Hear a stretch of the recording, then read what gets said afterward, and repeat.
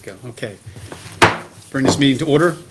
Good evening. Today is March 8th, 2023. Welcome to the Town of Woodfin Board of Adjustment Special Meeting. At this time, I'd like to call to order the resumption of the administrative appeal of Jessica and Alex Bernstein and the Citizens for Responsible Land Use from the determination of Shannon Tuck, interim planning director, contained in a letter dated September 30th, 2022, concerning a Robin Hood Road development application.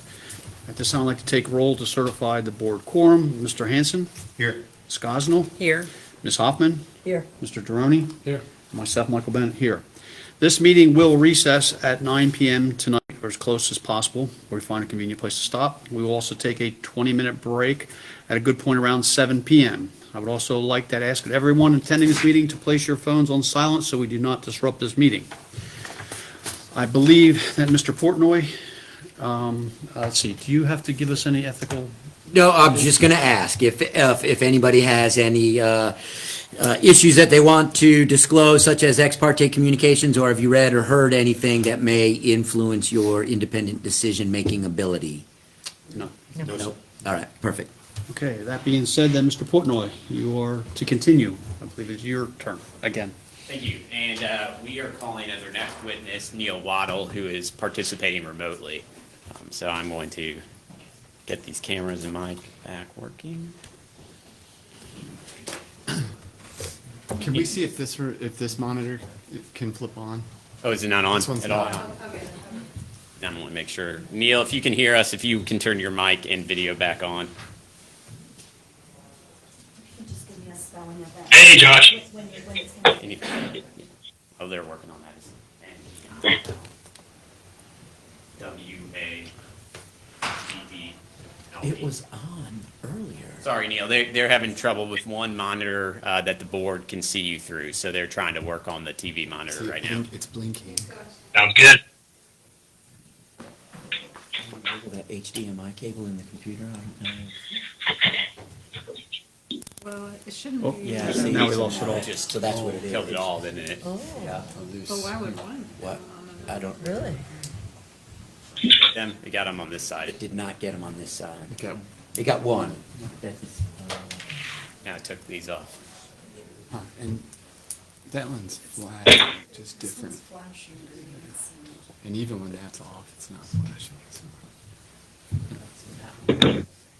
Can you turn it off? Or is there a physical way to turn that off, Marie, and then turn it back on?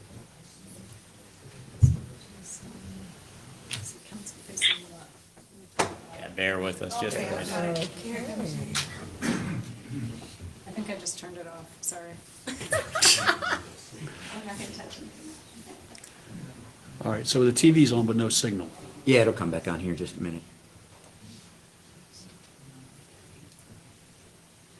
Does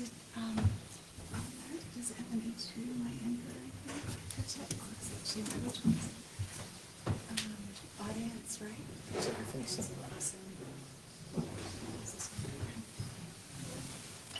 Okay, hold on. It's the green one. Again on that. So.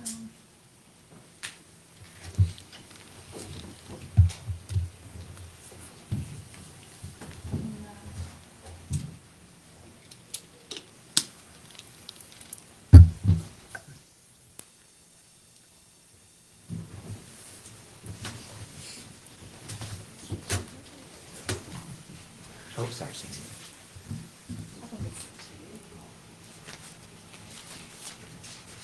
When I sat down, it was working 10 till 5. On that TV as well? Yeah, I saw your guy, couldn't hear him. Now, we had a remote house, possible we turned it, changed the input on the remote.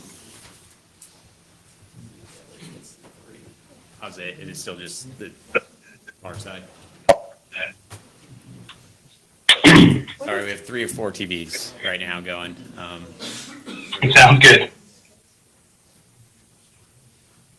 Oh, here it is. It's on the wrong input. You see it?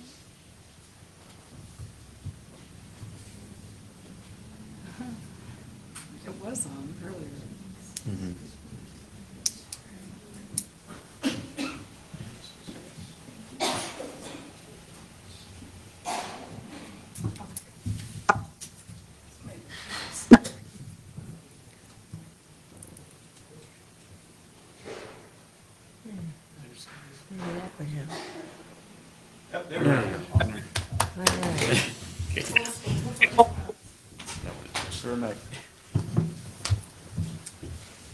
Okay, Mr. Portnoy, is it possible to maximize that screen, Yes.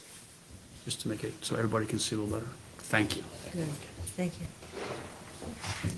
I guess he needs to be sworn. Mr. Golden, can you please swear him in, the witness? Yes. Mr. Waddle, is that your last name? Yes. Great. Will you raise your right hand? Do you swear or affirm that the testimony you're about to give is the truth, the whole truth, and nothing but the truth? If so, please say, "I do." I do. There you go. Alrighty, thank you, Mr. Waddle. We appreciate you being here. If you could just please introduce yourself to the board, that would be great. Sure. My name is Neil Waddle, Principal Architect at Terminus Design Group. All right, in 30 seconds or so, can you tell the board briefly about your educational background? Sure. I graduated in 2010 from the University of Kentucky with my Bachelor's of Arts in Architecture, and then in 2012 with my Master's of Architecture. Okay, and let's talk briefly about your professional background. Where did you start working after you graduated to where you're currently working? Sure. In order to become a licensed architect, you have to go through the National Council of Architectural Registration Board, which is the acronym NCAR. I went through their process of the 4.0, which required 5,600 hours of intern development program hours, which meant I had to basically fulfill certain hours and certain topics and be signed off by licensed architects. After the 5,600 hours, I was then required to pass 7 exams, ranging in different topics and categories in the architectural field, at which point, once the master's degree, the hours, and the tests were passed, I became a licensed architect. Okay, and just to be clear, it's a little fuzzy here, so I want to make sure. Did you say that was 7 exams you had to take in order to become a licensed architect? That's correct. Okay, and what states are you currently licensed in? North Carolina, Georgia, and Kentucky. Alrighty. And can you tell the board a little bit, too, about your actual professional experience after you became a licensed architect to where you are now? Well, sure. And for over the last 10 to 11 years, even before I was licensed, working in the professional architectural field at bigger firms in the Atlanta area, having experience in mixed use, multifamily, commercial, residential, interior design, industrial, and office buildings, kind of cover the gamut of different types of architecture. All right, and we'll get into a little more detail as we go, but can you tell the board generally what your role has been working with HS Robinhood?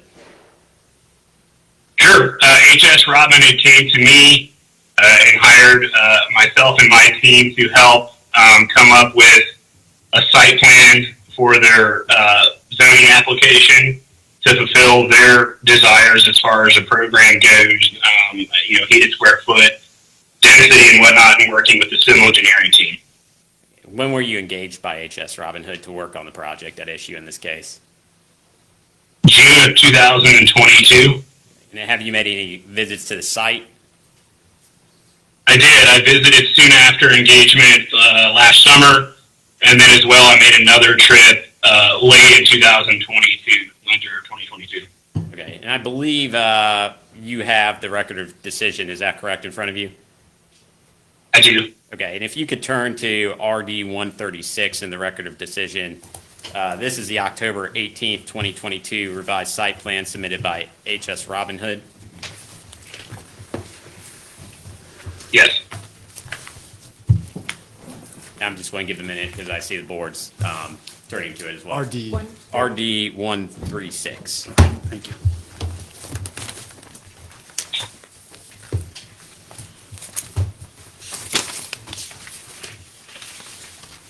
All right, and my question to you is, did you and your team at Terminus assist with preparing this site plan? We did. Okay, and can you explain to the board what Terminus's role was in that respect? Sure.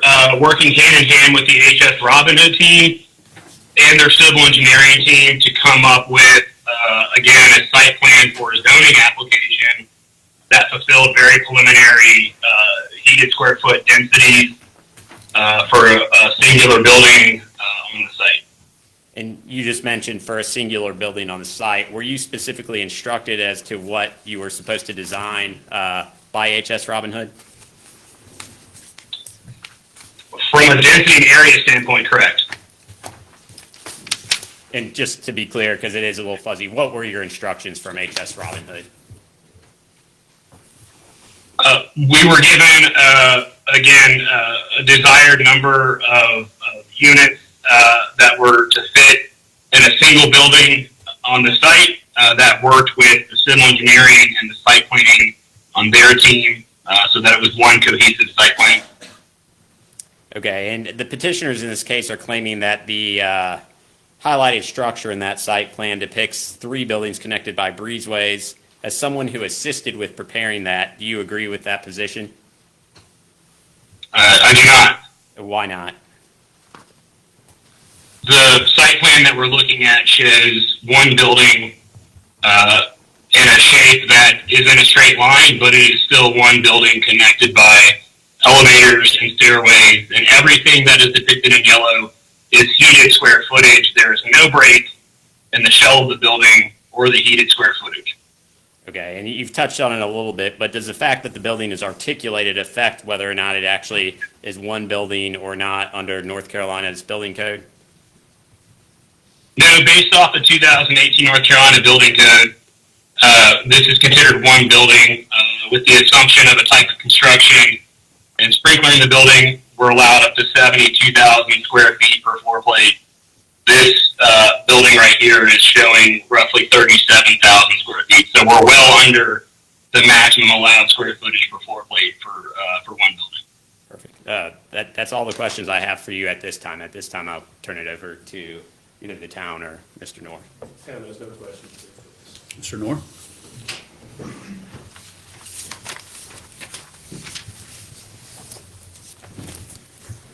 Good afternoon, Mr. Waddell. Can you hear me? I can. Okay, I just have probably just a few questions for you. I'll pick up where you left off at the end with RD 136 and what's depicted on that site plan there. You'd mentioned that the buildings are connected, I think you said elevator and stairwells were the words that you used. Is that correct? Yes. Okay. Where are the elevators and stairwells depicted in that graphic? Well, they're depicted in the corners of the building. There's multiple, obviously, angles in the building. But I do want to add to that at this stage in a zoning application process, items like vertical circulation, breakdowns of unit types and such are not needed to be hashed out. That obviously comes much later in the process once we are in a building design that would then go in for building permitting. But my question was, where specifically on the graphic are the elevator and stairwells indicated? At the interior corners and the corners, most near the parking. Okay. And I think your testimony is that those additional details aren't necessarily required at this time. How many projects have you done in the town of Woodfin before? I have not gone through zoning or permitted a building in the town of Woodfin. Okay. Are you a zoning professional or have licenses in that area? No, but I have zoned dozens of buildings and dozens of jurisdictions. Other than Woodfin, correct? Correct. Okay. So not in Woodfin, you may have experience with other communities, but not in this community, correct? Correct. Okay. And sort of backing up to the questions that you started off with, or that Mr. Portnoy started off with, I think you said that you were retained in roughly, was it June of 2022? I don't want to misstate that, June or July? That's right, June. Okay. So if I'm understanding you correctly, you hadn't provided any services or work on this project prior to that time, is that correct? Correct. Okay. So the first time you worked on this project was in June of 2022? Correct. Okay. If I could just have a couple moments to talk to my client. Can I ask him a question? Well, yeah, Not yes, yet, Not yet? yeah, wait for Mr. Noor to finish up and then, Okay. yes, you can ask him a question, absolutely.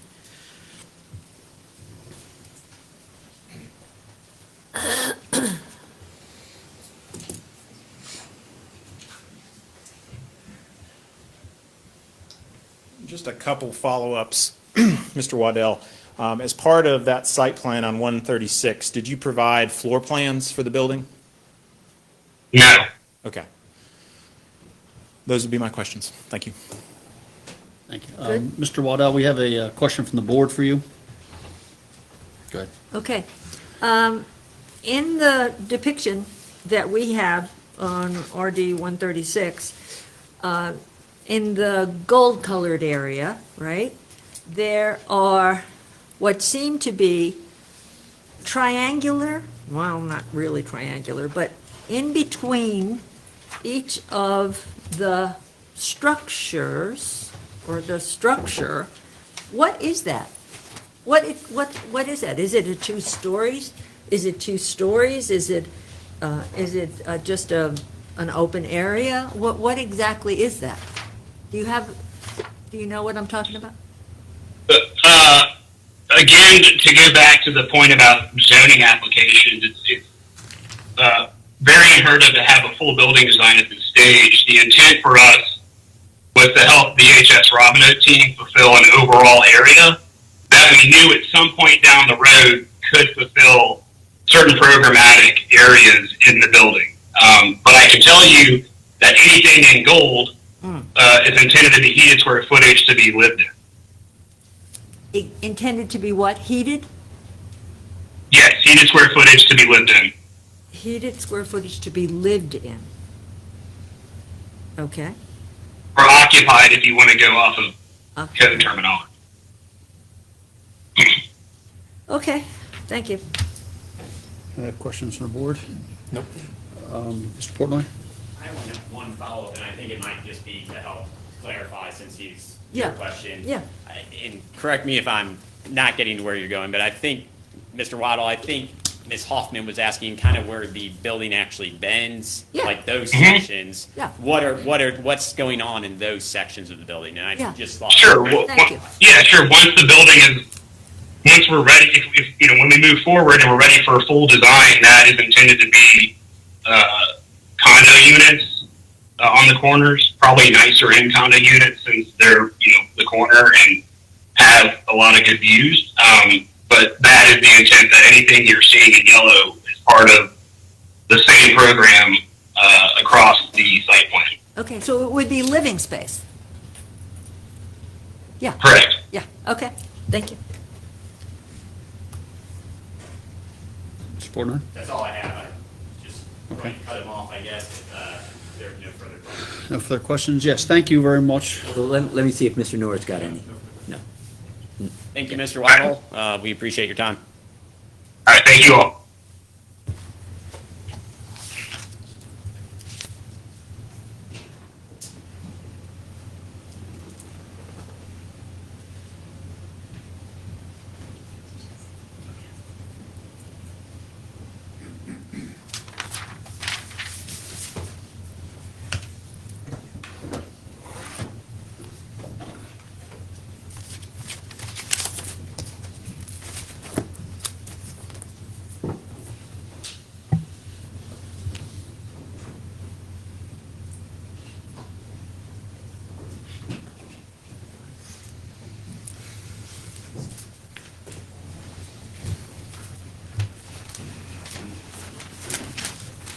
At this time, we would like to call Ms. Tuck to the stand.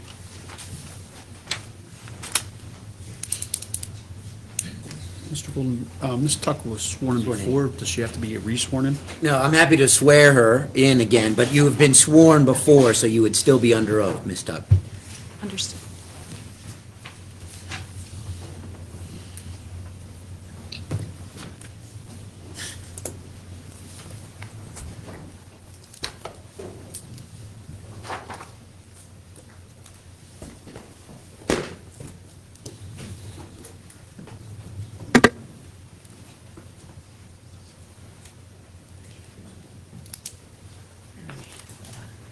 Ms. Tuck, I appreciate your time being here.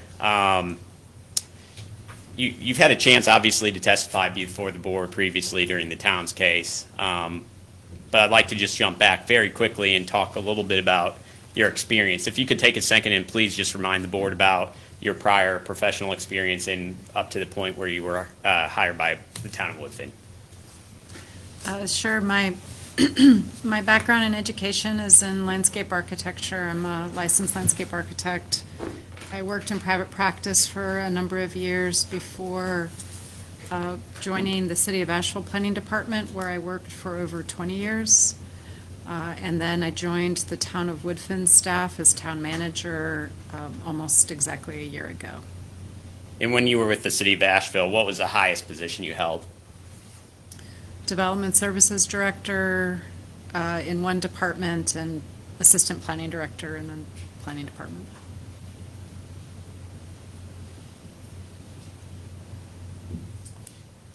And then you've been with the town of Woodfin since, was it February? March 21st, 2022. And you were hired as a town manager at that time? Correct. Okay, and as a town manager, in that role, are you required to interpret and apply Woodfin's code of ordinances?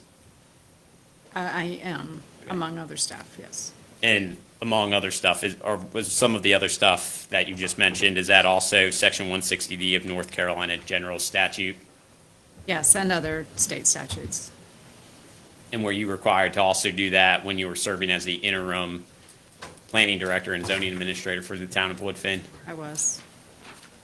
Okay.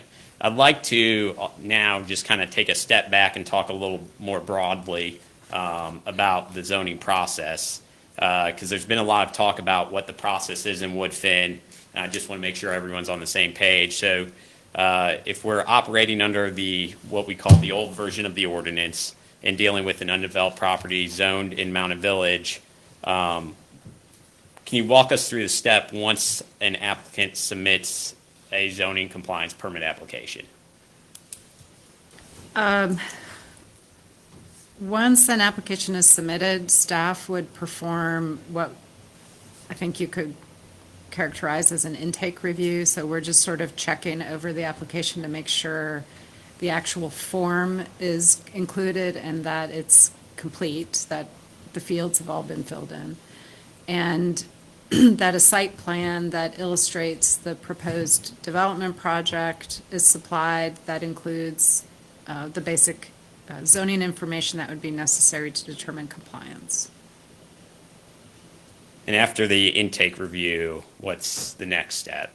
The next step would be to perform an administrative technical review. So that's just performed by staff. We look over the site plan and the application and check it against the development requirements, the town's development requirements. And we'd prepare a summary report that we would share with the applicant as to what might need to be, what information might be missing, or if we needed any additional clarification or revisions to the plans, things of that nature.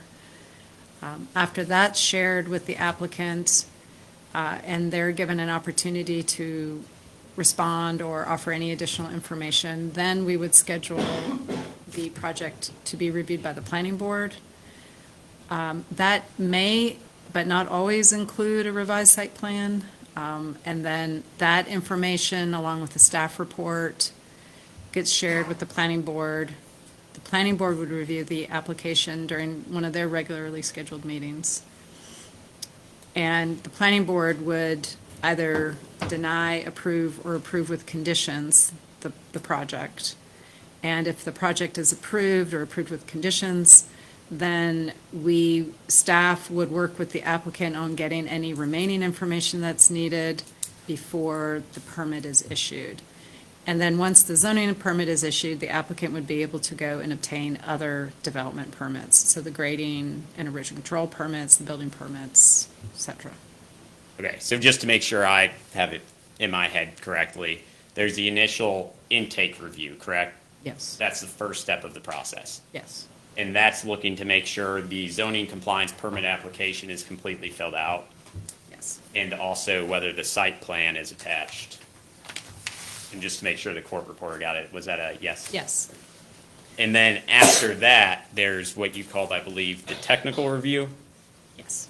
and that is looking at different information than what, is that looking at different information than what the town looks at for the intake review? Yes. And that's looking, based on my understanding from your testimony, whether the site plan meets the technical requirements in the code. Is that accurate? Correct. And that is that a back and forth process between the applicant and the town? It is, oftentimes, yes. Okay. And following that technical review period where there's that back and forth, it would then be the town, I guess, provides a staff report to the board, correct? That's correct. Okay. And then the board takes a vote, and that could be either approved, denied, or approved with conditions. Yes. And then subsequent to that, there is the permits that are outside of Woodfin, I guess, is what you were talking about, like the land disturbance and building permits and all of those. Yeah, there's an in-between step where once the planning board approves the project, the staff works with the applicant to make sure any additional information that might be needed or any of the conditions that might have been included with the approval are addressed on the final plan. And then we issue the zoning permit. That's right. Zoning permit issued by the town, or the town of Woodfin, and then it's And then outside other of development Woodfin. permits, yeah. Okay.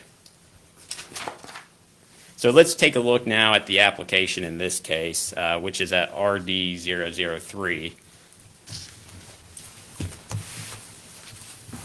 And this is a single-page form, correct? Yes.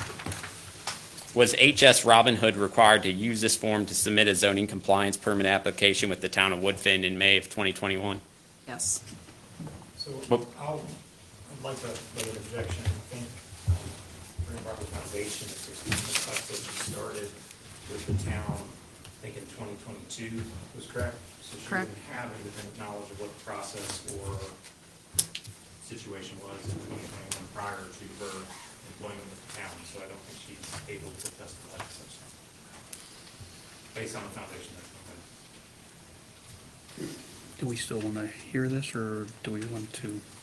That is true. And I can ask some foundational questions too, if that. All right, so let's sustained and rephrase it. When you joined as a town manager, did you work with Ms. Eisenhower to go over what the process was for zoning compliance permit applications? Yes. And would you, based on those discussions, be familiar with what was required back in May of 2021? Yes.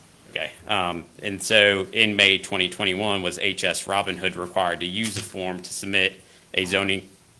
My objection now will be based on hearsay. She's now reporting what someone else told her about the process versus what her personal knowledge is of the certain situation. And I don't think that's, should be permitted by Hearsay is an out-of-court statement, and so you'll have to decide if, used to prove the truth of the matter asserted, and you'll all have to decide if there was an out-of-court statement that Ms. Tuck testified to. I think the question, if I'm hearing the question is for her to tell you all what the process was during that time period, and that she's aware of that through the conversation she had with Ms. Eisenhower. So that's absolutely out of court statements, in her opinion, based on what Ms. Eisenhower knew, not what she independently knows. Sustained, can you rephrase it to bring it into, I don't know how it is, current terminology? Yeah, I mean, in addition to just conversations with Ms. Eisenhower, were you yourself required to get up to speed with what the processes were because there were pending applications at the time? It was. So based on your independent investigation and into the processes that were in place in Woodfin, would you be familiar with what was required to submit a zoning compliance permit application in May of 2021? I believe so. Was HS Robin Hood required to use the form to submit a I'll renew my foundational objection here, unless it's established that she did that without receiving information from other people, all that information would be hearsay statements, so. She- The application She here. said she looked into it.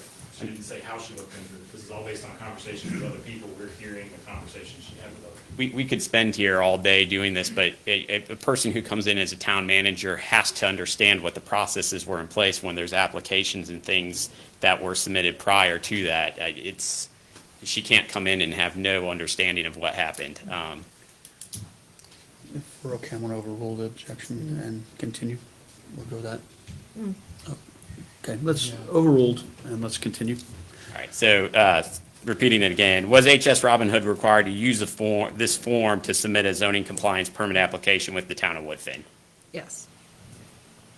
And based on your investigation and understanding of what the processes were in place in May 2021, what would have happened if HS Robin Hood submitted a site plan but without a completed zoning compliance permit application form?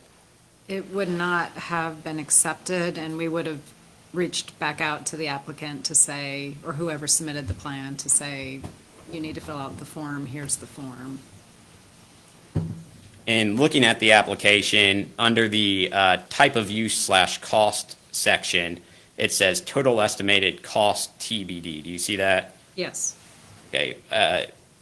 Based on your knowledge and experience, would you expect an applicant to have that type of information for a residential development like the one HS Robin Hood is doing here at this step in the process? Not at this step, or not for a project like this, no. And why not? That line is typically included in a zoning compliance permit application for smaller projects. It's how we assess the amount of fee to charge in a lot of cases, but this is a flat fee application, so. And just under that too, it says contractor TBD. Is that something the town needed in order to go through the intake process that you described? No, And why not? it's just not necessary at this stage for us to know who the contractor is. And if we look at the section right below that, it says plot plan, and it says attach site plan or draw plan accurately and to scale, show dimensions of lot and located structures by dimensions from property line. And here, HS Robin Hood submitted, actually attached the site plan. So my question to you is, does the site plan submitted by HS Robin Hood show the dimensions of the lot and located structures by dimensions from the property line? It didn't show dimensions, but it was a plan drawn to scale, so we're able to determine what those dimensions are.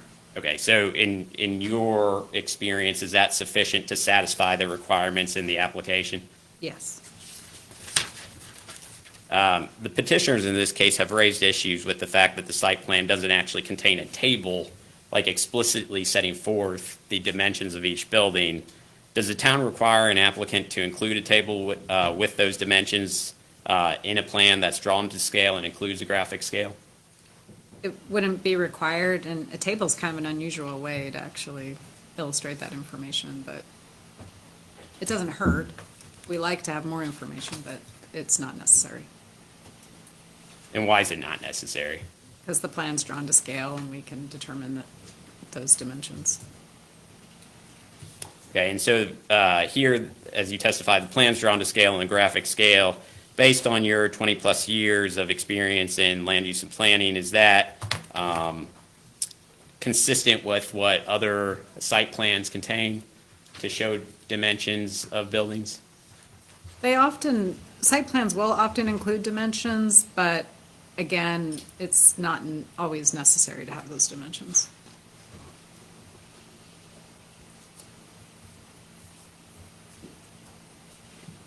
Okay. The petitioners in this case also pointed to the fact that in the August 2022 revised site plan in the record, there actually was a table submitted. Prior to HS Robin Hood submitting the October 2022 revised site plan, did Mr. Corden ask you about whether HS Robin Hood should include a table identifying the dimensions of the building? He did. And what was your response to Mr. Corden? I replied that it wasn't necessary as long as the plan was drawn to scale. So that deals with the dimensions component of the application. The petitioners have also talked about the need to submit a landscape compliance plan with the application. My question right now, because we're sticking with the actual form of the application, is where in the application form does it say a landscape compliance plan prepared by a licensed architect should be submitted, or has to be submitted with the zoning compliance permit application? It doesn't. And does the zoning compliance permit application form say anything about needing to provide preliminary approvals for sanitary sewer systems or water supply permits? It doesn't. Does the application form itself say anything about architectural design guidelines? It doesn't. So just to kind of close the loop on the application itself, is there any information that HS Robin Hood did not include in or with the application that should have been included when it was submitted on May 17th, 2021? Not that I've been able to identify. Okay. I now want to turn, I guess, a little bit past the application itself. Is there a specific provision in the, what again, we're calling the old ordinance, that deals or discusses specifically what should be with the zoning compliance permit application? With the application? Is there a provision that actually discusses zoning compliance permit applications in the old version of the ordinance? Zoning compliance permit applications. I mean, there's some information about zoning compliance permits being required in chapter 54, the zoning ordinance. And is that in 5435? Yes. Okay. So if we could turn to 5435.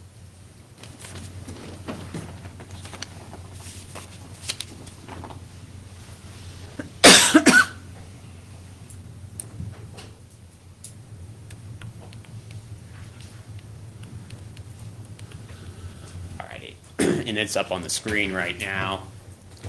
And I want to look at the highlighted part. It says, all applications for a zoning compliance permit shall be accompanied by 2 sets of plans showing dimensions and shade of the parcel to be built upon, the exact sizes, uses, and location of the parcel or buildings already existing, if any, and then the locations and dimensions of the proposed buildings or alterations. Did I read that correctly? Yes. And did HS Robin Hood satisfy that requirement when it submitted its May 17th, 2021 application and site plan? Yes.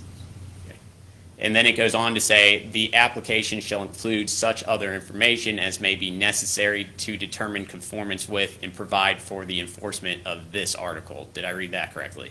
Yes. And we've talked about this before, but I just want to go back to it. When it says this article, what is it referring to? This is in the administration article. I think it's Article 2 or Article 3.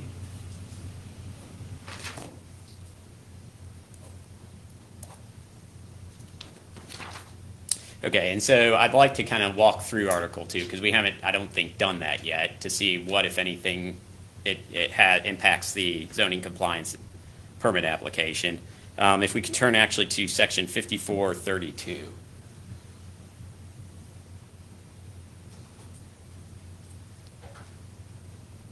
And this says, the Board of Aldermen shall appoint an administrative officer to enforce this article. The assistance of other persons may be provided as the Board of Aldermen may direct. Did I read that correctly? Yes. Okay. Does this section impose any obligations or requirements on what information an applicant must include with the zoning compliance permit application? I'll object on the grounds that this is drawing a legal conclusion, which we could basis not witness to give that kind of an opinion. She's testified multiple times, including right at the beginning of this, that she's required to interpret and apply this ordinance. And I would just, so one of the things I pointed out, I made this objection, you remember from the first day about people interpreting the legal conclusions, which are the province of this board to interpret. That's your job in this context. She's not a lawyer. She does not have any foundation for that. And so the question isn't how she interpreted it, what did she do? The question is, what does this mean? And she doesn't have the foundation or expertise to give that opinion. All right, so Stain, can you rephrase the question so it's not an opinion, I guess is what I'm trying to say? I'm sorry, I'm still So- struggling, because her role, again, is to actually apply and interpret. So my question is, and apply this application. So my question to her is, does this impose, based on her role, does this impose any obligations that an applicant,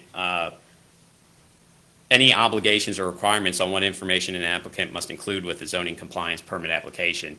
She's required to know that in her role as the manager and former interim planning director and zoning administrator. If not, she could not do her job.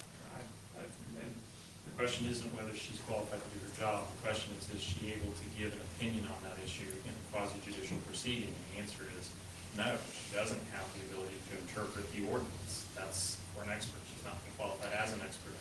We've had Ms. Burns, I mean, like, who's not even with Woodfin testify to those facts. I don't understand how that's possible. Mr. Golden. I was thinking that, we have the ability to either listen to her opinion and accept it as, knowing what her credentials are.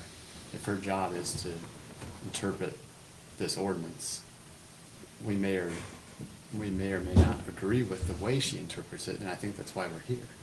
So I think we need to hear how she interpreted it. I'm hearing a fine line being split between what it means and what she thinks it means. And so I think she would need to testify about what she thinks it means and what her understanding is of what it means, as opposed to a generic, complete, it means this. All right, Mr. Golden, we can opt to hear everything and then based Yeah, upon. you can give it as much weight as you want, or you can give it no weight. Okay. So on that objection, we're going to overrule, and we'll let you continue. Okay, and I'll rephrase it based on the distinction you made. Based on your understanding and your experience with the code, does this section impose any obligations or requirements on what information an applicant must include with the zoning compliance permit application? No. Okay, let's move to section 5433. This is long. It says, if the zoning administrator finds that any of the provisions of this article are being violated, he shall notify in writing the person responsible for such violation, indicating the nature of the violation, and ordering the action necessary to correct it. He shall order discontinuance of the illegal use of land, buildings, or structures, removal of illegal buildings or structures, or of additions, alterations, or structural changes thereto, discontinuance of any illegal work being done, or shall take any other action authorized by this article to ensure compliance with or to prevent violation of its provisions. Did I read that correctly? Yes. And based on your knowledge and understanding of the ordinance, is there anything in this section that imposes any type of obligations or requirements on what information an applicant must include with a zoning compliance permit application? No. I'll just renew my objection throughout the series, but for the record. Okay, so overruled, but thank you. Moving on to section 5434. This says, if a ruling of the zoning administrator is questioned, the aggrieved party may appeal such ruling to the Planning and Zoning Board of Adjustment as outlined in sections 5469 through 5473, and then it talks about the bylaws. Did I read the first part and, I guess, paraphrase the parenthetical? I think you said through 5473 and it's 5475, but Yeah. otherwise, yes. Thank you. And same question, based on your understanding and your interpretation of this provision, is there anything in this section that imposes any type of obligations or requirements on what information an applicant must include with the zoning compliance permit application? No. All right, and then we actually discussed 5435 already, so we'll go ahead and jump to 5436. And that says, upon receiving a zoning compliance permit, a building permit shall be obtained from the county building inspection officer for the construction or alteration of any building, structure, or mobile home. Did I read that correctly? Yes. And I have two questions on this. Based on your experience and interpretation, does this provision impose any obligations or requirements on what information an applicant must include with the zoning compliance permit application? No. And I believe this was touched on earlier in the hearing on an earlier date. So I just want to ask you, what is your understanding as to the purpose of this provision? This particular provision? Yes. I think is to inform an applicant that you have to get a zoning compliance permit before you can obtain a building permit. If building permit comes later in the process? Later in the process and from Buncombe County, not from the town of Woodfin. All right, and moving on to section 5437. This is actually one of the sections that the petitioners have relied on for the proposition that HS Robin Hood did not properly submit its zoning compliance permit application because it did not include preliminary approvals for any proposed water supply and sewage disposal facilities. So I want to spend just a little bit more time on this section. And it says, where applicable, the zoning administrator shall not issue an application for a zoning compliance permit for any use, building, or purpose proposed for location inside of the incorporated municipality without written preliminary approval of any proposed water supply and sewage disposal facilities as required from the county sanitarian, Woodfin Water and Sanitary District, and appropriate state agency. Issuance and use of a certificate of zoning compliance shall be subject to all terms and qualifications imposed by the regulatory agencies. Did I read that correctly? Yes. Okay, and based on your understanding of the code, what is the purpose of this provision? We'll renew our objection. Okay, overruled. Please continue. The purpose of this section is that for projects that are planning on having septic or well, that they have to first get approval from, it's now Buncombe County Environmental Health. And can you explain to the board kind of how you're reaching that conclusion? Well, the header is Health Department approval, so that's Buncombe County Environmental Health. And there's references to, water supply and sewage disposal facilities as required by the county sanitarian, which these are older terms and references for the division that would inspect, that would review and issue the permits and inspect the systems. Okay, so is there anything in here, it says where applicable, And, yeah, sorry, I was going to say, based on your understanding of this provision and its purpose, is this provision applicable to HS Robin Hood's proposed development? no, And why not? because they're not planning this project to use septic or well. Can I ask a question? Where does it say the septic and well piece? Yeah. Well, it says Health Department approval, and if you're going to have septic or well, you have to get approval from the Health Department or the Buncombe County Environmental Health. If you're doing water or sewer for a project such as this, you're getting that from either Woodfin Water or Asheville Water, and then the sewer comes from MSD. So that's a different review process from different agencies. So shouldn't this just mean it needs to go to the Woodfin Water instead of health? Not necessarily, because not all properties perk for sewer or for septic, so you wouldn't really review, you wouldn't go through the process of using taxpayer dollars and resources to review a project if it wasn't viable.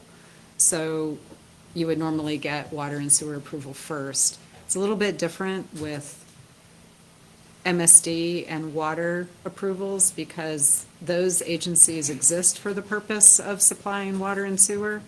It's not a limitation of the land itself, it's for those companies. And if they don't have the capacity, then typically the developer is responsible for making the improvements to improve capacity.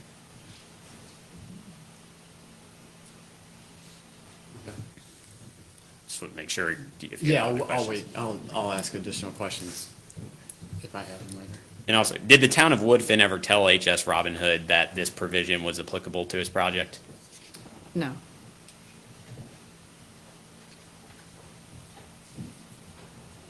Okay, if we could turn to 5438. This says, a zoning compliance release issued by the zoning administrator is required in advance of, 1, occupancy or use of the building hereafter erected, altered, or moved. 2, change of use of any building or land. Did I read that correctly? Yes. All right, and this section talks about a zoning compliance release. Based on your understanding of the code, what is that referring to?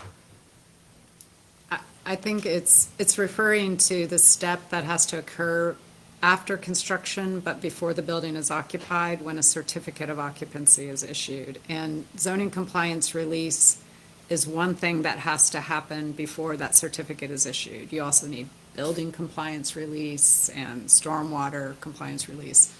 So it's just saying that before, again, to help inform the applicant, before you can actually occupy your building, you have to get the certificate of occupancy, and zoning has to sign off on it. Okay, so this section comes into play after the building or whatever's being planned to be developed is actually built on the property. Is that accurate? Yes. Okay.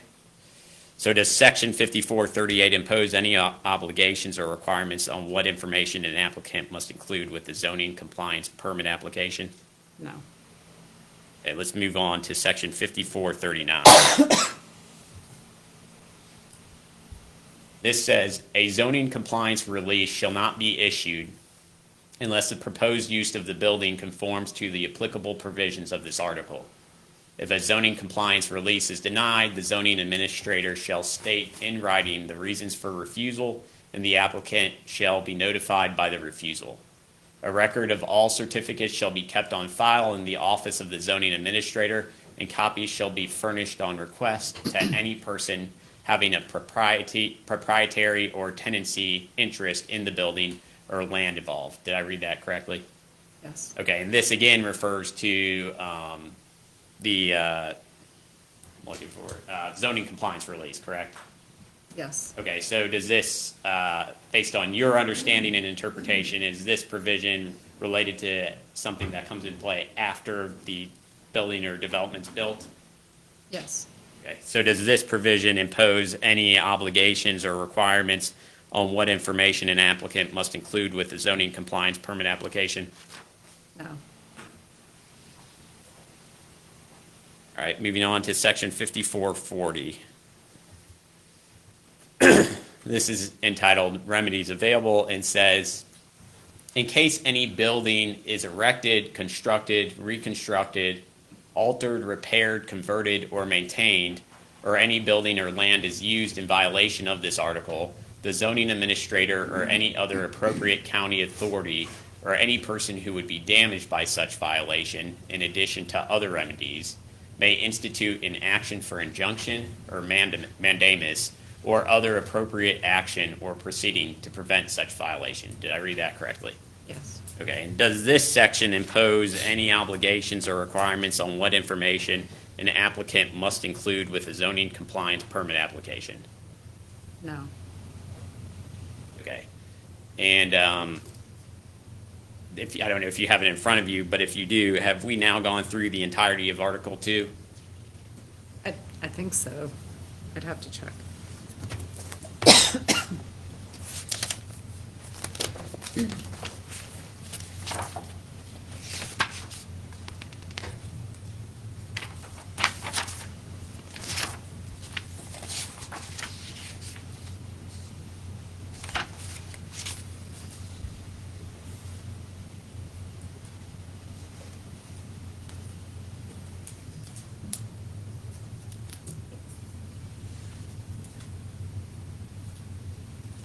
Yes, we have.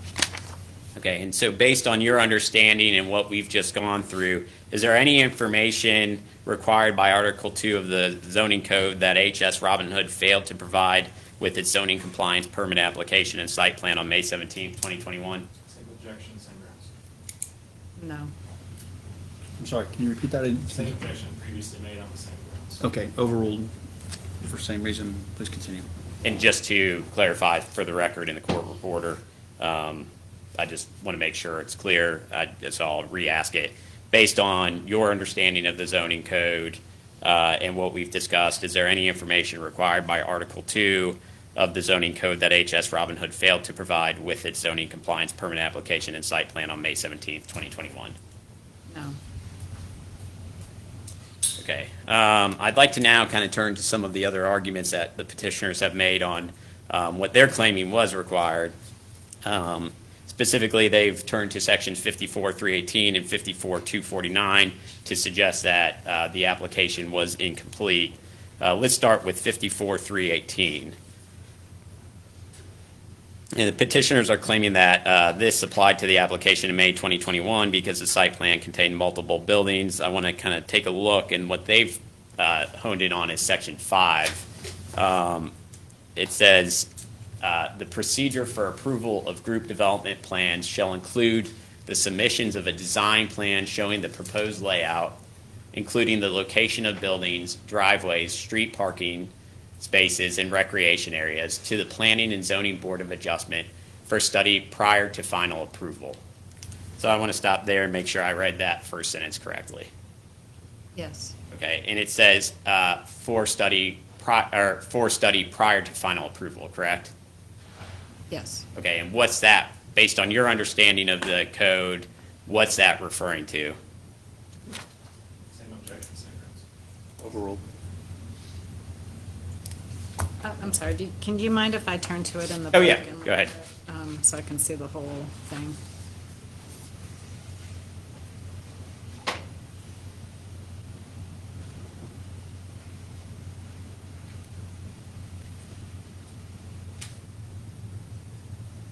So if it's a group development application, then this section is saying that you have to submit as part of your application a site plan that shows these things, the proposed layout, the location of the buildings, driveway, street parking, recreation areas on your site plan before final approval. So that final approval is zoning permit issuance. Okay, so there's two things. First, did the site plan submitted by HS Robin Hood include that information?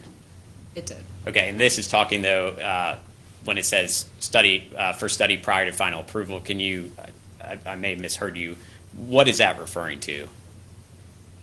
It has to be submitted to be reviewed prior to a permit being issued. And then the next sentence says, where applicable, the design plan package shall include approvals for the proposed sanitary, sewer, and water distribution systems from the appropriate state and local agencies. Did I read that correctly? You did. Okay, and based on your understanding of the code in this provision, what's the purpose of this sentence? Same objection, same grounds. Overruled. It's to verify that the project has the ability to have water and sewer before the permit is issued. Okay, you said before the permit is issued. So does this provision impose any obligations on what information must be included with submission of a zoning compliance permit application?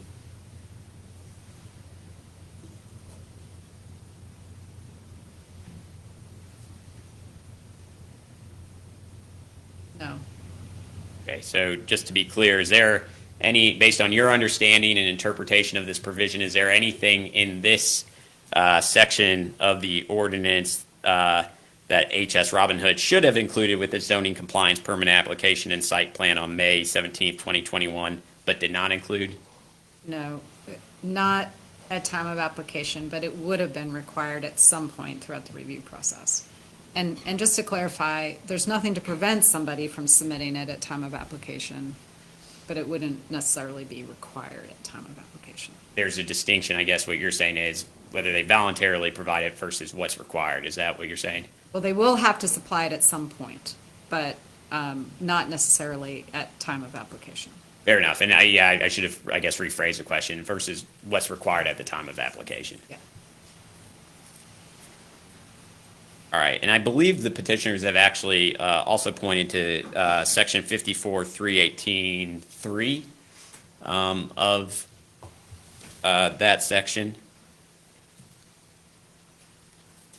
I don't know if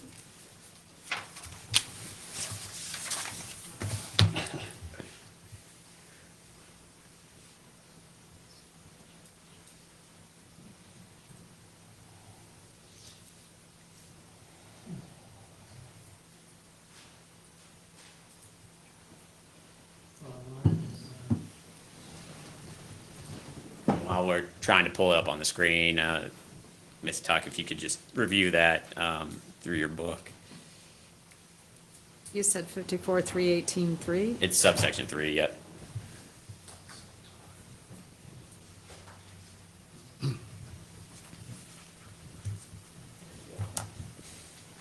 now we have it up.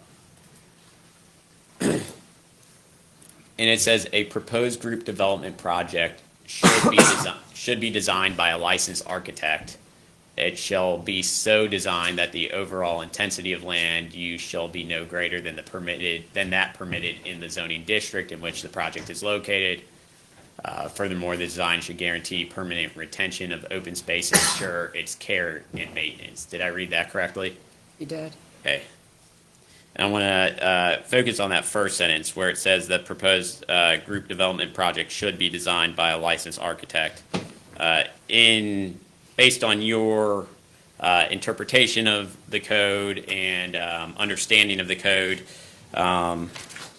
is this provision or the sentence imposing any type of mandatory obligations on an applicant? Not this first sentence, no, And why is that? because it uses the term should rather than shall. All right, I'd like to turn to section 54-249.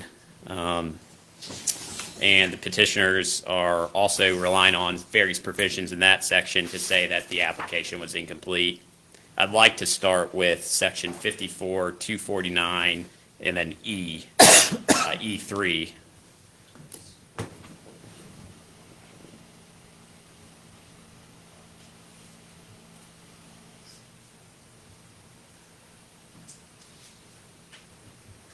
Good.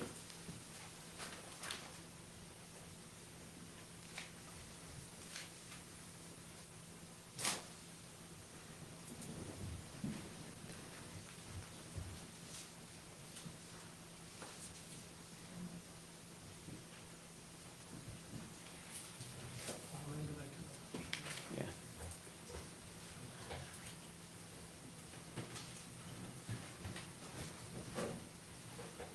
And while Mr. Swords is pulling that up, if you could just take a minute to read that section.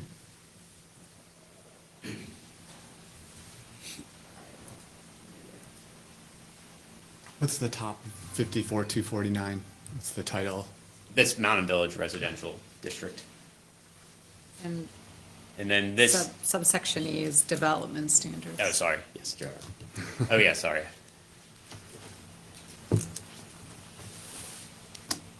And then E3, they've pointed to E3B. I guess my first question is, does this section apply to HS Robin Hood, E3B?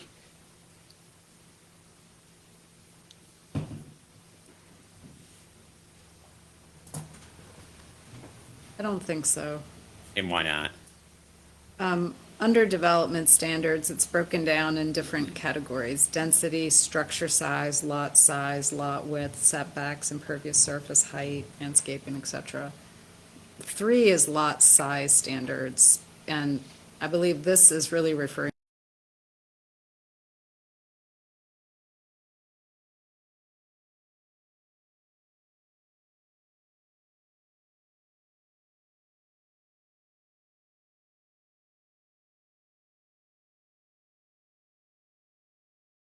Plan shall provide all information indicated on the town's master plan checklist and shall be submitted to town for approval. Did I read that correctly?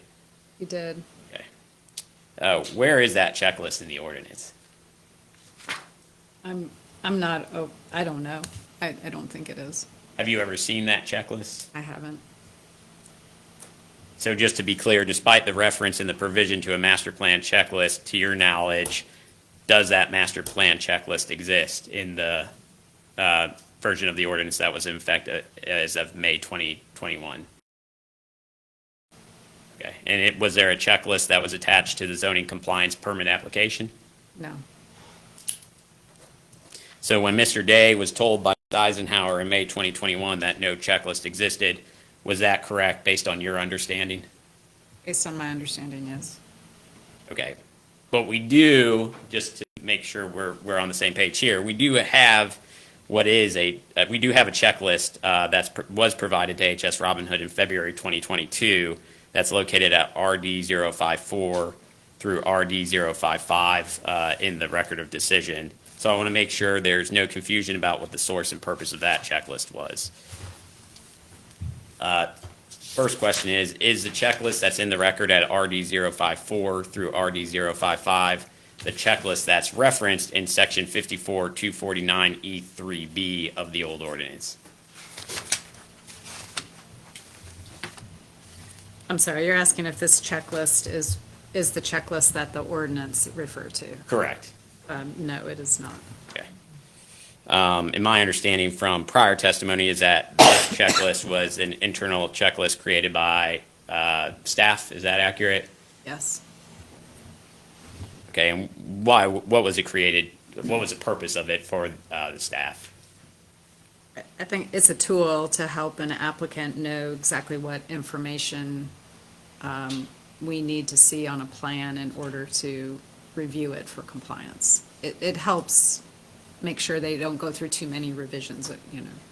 And I want to actually jump back to really your beginning testimony when you talked about the intake review process versus a technical review process. Would this checklist be used in the intake process or as part of the technical review process?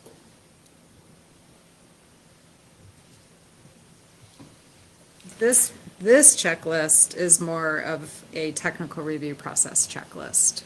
It's not uncommon to have a checklist associated with an intake review, but this is more of a technical review checklist.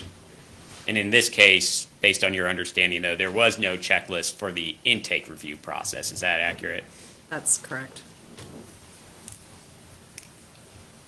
And so you just testified that this checklist is used as part of the technical review process by the staff. I want to kind of just walk through a few things as to what is not included in that checklist from what I can tell, but want to make sure.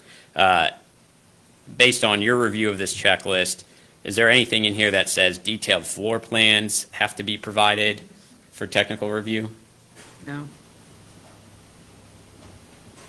Does the town require detailed floor plans for purposes of what we've called in this hearing the entitlement process? No. So in order to issue the zoning permit, are detailed floor plans necessary? No. For the board's sake, when would, and based on your understanding of the process, when would detailed floor plans be provided? During the building permit review process? And is that done by the town of Woodfin? No. Who's that done by? Buncombe County. Okay, and is there anywhere in this checklist where it says proposed sewer and water distribution system permits or approvals are necessary? No. Okay, and why would that not be part of the technical review process? Because that's a review process that occurs outside of the town's responsibilities, and it's not necessary to determine zoning compliance. Okay. Let's turn back now to section 54-249. We've already gone through E3. The next provision that the petitioners have pointed to is 54-249E8, and this is dealing with the landscape compliance plan. Based on your understanding of this provision and reading of it, is there anything in this provision that requires HS Robin Hood to provide a landscape compliance plan prepared by a licensed landscape architect simultaneously with submission of a zoning compliance permit application? No. It would be preferred that they do, but it's not required. Okay, and then let's talk about 54-249E12. This is the building design. And this section says, applications and master plans for mountain villages shall be accompanied by urban and architectural design guidelines to be. I'm sorry, where are you? Oh, sorry, E12. It's partway down. It's on the screen. Oh, I'm sorry, okay. Yeah, two.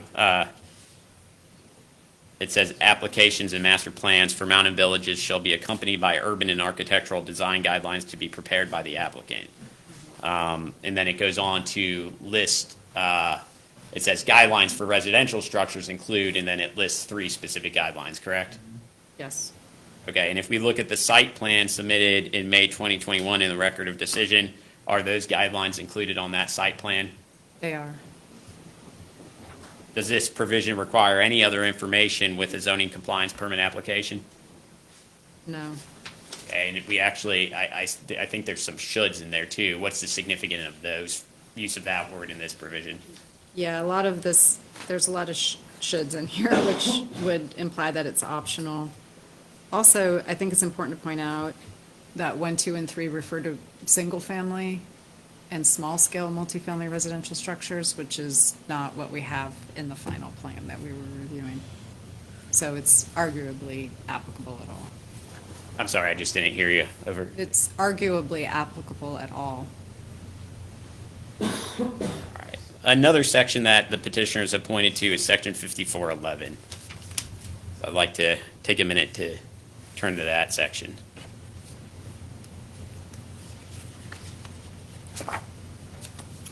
This says, no zoning permit shall be issued until a safe and adequate water supply and sewage disposal system is ensured and a sanitary permit is issued by the appropriate county and state agencies. Did I read that correctly? Yes. Okay, and based on your understanding of this provision, what is the purpose of this section?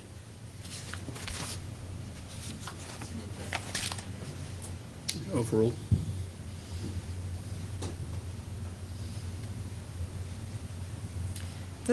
This is in the general, Article 1, general section of the zoning code, and I think it's to help inform the applicant that they can't obtain a zoning permit until proof of safe and adequate water supply and sewage disposal system is supplied. So they have to have that before they can get a zoning permit.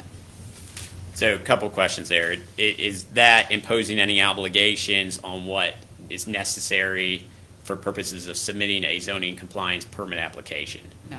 Okay, and it's also talking about proof of safe and adequate water supply and sewage disposal systems. Is that requiring, though, actual permits in this case?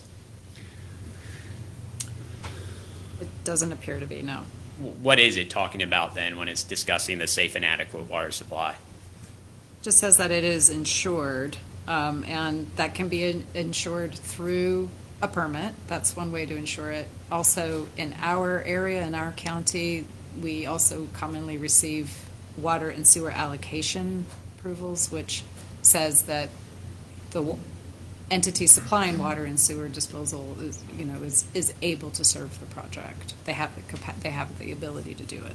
And that would come, based on our talk at the process earlier, after approval of the application by the board. Is that accurate? Yes. All right. Turning to a different subject now. Another position that the petitioners have asserted in this case is that the revised site plans submitted in October, November, and December 2021 constitute new applications distinct from the May 2021 zoning compliance permit application and site plan. We've touched on this a little bit previously when you testified during the town's case, but I just want to be clear on this. Did the town ever treat the revised site plans submitted, let's start one by one. Did the town ever treat the revised site plan submitted in October 2021 as a separate new zoning compliance permit application? The town did not. And why not? We didn't recognize it as a new application. We recognized it as revision to the original May application. Did the town ever treat the revised site plan submitted in November 2021 as a separate new zoning compliance permit application? No, Why not? same reason. Did the town ever treat the revised site plan submitted in December 2021 as a separate zoning compliance permit application? No, And why not? same reason I already stated. Okay. And the December 2021 revised site plan was submitted on December 20th, 2021, correct? I'm sorry, can you say that? The revised site plan submitted in December was submitted on December 20th, 2021, correct? Yes. Okay. What version of the zoning code was in effect at that time? December 20th, 2020. That would have been the 2018 code. Is that the same code that was in effect when HS Robin Hood submitted its zoning compliance permit application and site plan on May 17th, 2021?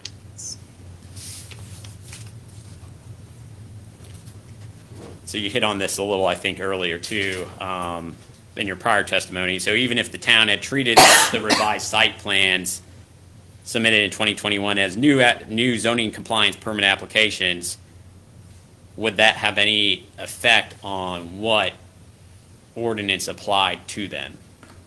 No. No, no different effect. Same objection. Okay, overruled.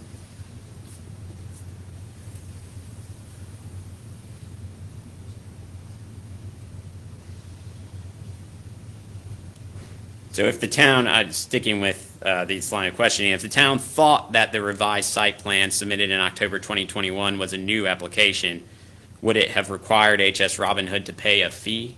Objection is speculation. She testified that the town didn't treat it that way, so any answer to this would be her guessing what the town had done during a relevant time period where she's not. Sustained, can you rephrase the question, please? Based on your understanding of the process for submitting a zoning compliance permit application, does the applicant have to submit a fee with that application? With every application, there's a fee, yes. Anytime an applicant, just to confirm, anytime an applicant submits a new application, there has to be a fee with it. Correct. And if there's not a fee paid, what happens? The application doesn't get processed.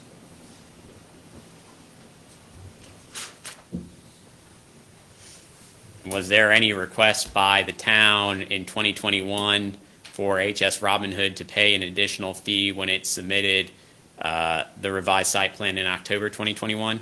No, And did the town request HS Robin Hood to submit a application fee when it submitted the revised site plan in November 2021? no, And did the town require HS Robin Hood to submit a fee when it submitted the revised site plan in December of 2021? no. Mr. Green also stated that the revised site plans should be treated as new applications because they are, in his opinion, materially different. Based on your 20-plus years of experience and your experience with the town of Woodfin, do you agree with that statement? I'll just object. She's not qualified as an expert. Mr. Green was qualified as an expert to give that opinion. And we talked the other day on how even lay witnesses are entitled to give opinions and. Overruled because she'd given her opinion, not testifying as an expert witness. Can you restate that? Yeah, do you agree with Mr. Green's position that the revised site plans should have been treated as new applications because in his opinion, they were materially different? Same objection. No. Overruled. Why not? Same objection. Overruled. The town did not have a standard by which to evaluate a materially different site plan. Some codes do, ours did not. And I think also if you look at the evolution of the project and the plans, I think it's questionable whether or not it is materially different as you look at the evolution.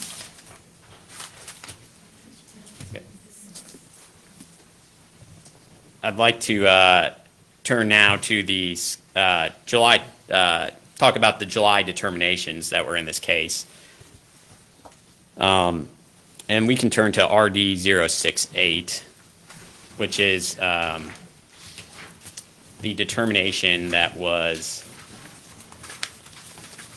issued. It's dated July 8th, but I believe it's been evidence in the record that it was provided on July 13th of 2022.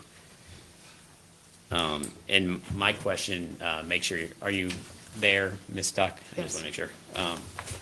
Were you involved in the internal discussions that went into Ms. Eisenhower issuing this determination? I was. Okay. And this letter specifically discusses the zoning compliance permit application submitted on May 17th, 2021, correct? Yes. And according to this letter, that application was discontinued on July 6, 2022, correct? Yes. Okay.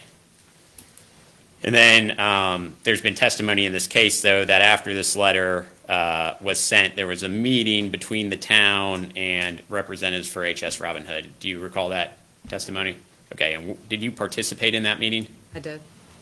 Okay, and after that meeting, I believe Ms. Eisenhower sent a new determination located at RD 079. Is that accurate? Yes.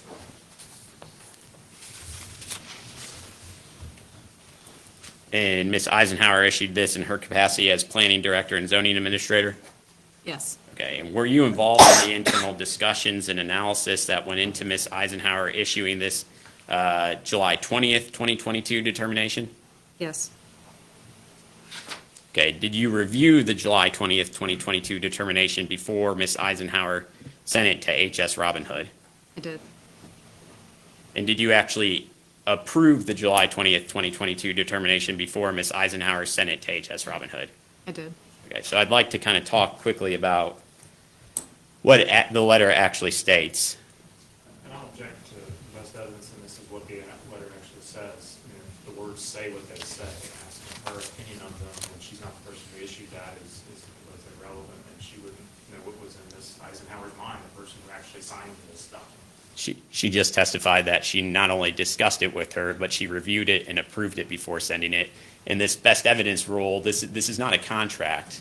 This is a document drafted by people, and it's appropriate to ask the people what their interpretation or what their the reason for including certain phrases, terms, or anything like that in the letter are. Again, her conversations would also be hearsay with what Ms. Eisenhower said. I'm not asking her. Ms. Eisenhower's letter. I'm asking her about the letter, not Ms. Eisenhower's conversations now. Okay, so I'm inclined to overrule and proceed with this because she is her boss and she did review it. So overruled. Please continue. Thank you. It says, "We agree the application was not placed on hold before February 11th, 2022. Did I read that correctly? Yes. Okay, and what was the reason for and basis for that statement in the letter? Again, I'll object to speculation as to what Ms. Eisenhower was thinking when she wrote that letter. Overruled. I'm sorry, you're asking. Yeah, what was the factual basis for that statement in the letter? When we had issued the last letter, we had identified a 6-month gap after we thought that the application had been put on hold. After meeting with Mr. Swords and Mr. Allen, they helped point us to some additional communication that happened after January 6th, which made us realize that the application, that there was still communication going on. So it wouldn't have expired. Okay, and did the town ever look into, when you were doing this, whether or not there was any time period in 2021 where the application could have possibly been put on hold? Yes, we looked back through the whole application. And what was your conclusion based on looking back through the whole history of the application? Again, I'll object to speculation as to what Ms. Eisenhower was saying in this or review of that process. This is the letter they're asking. I Well, asked her about her. I personally reviewed the whole record. So again, she was in the meeting. She reviewed it all. And So we're gonna you do- asked what she, not what. Yes. Ms. Eisenhower. Okay, so overruled. There were no other 6-month gaps that we could identify.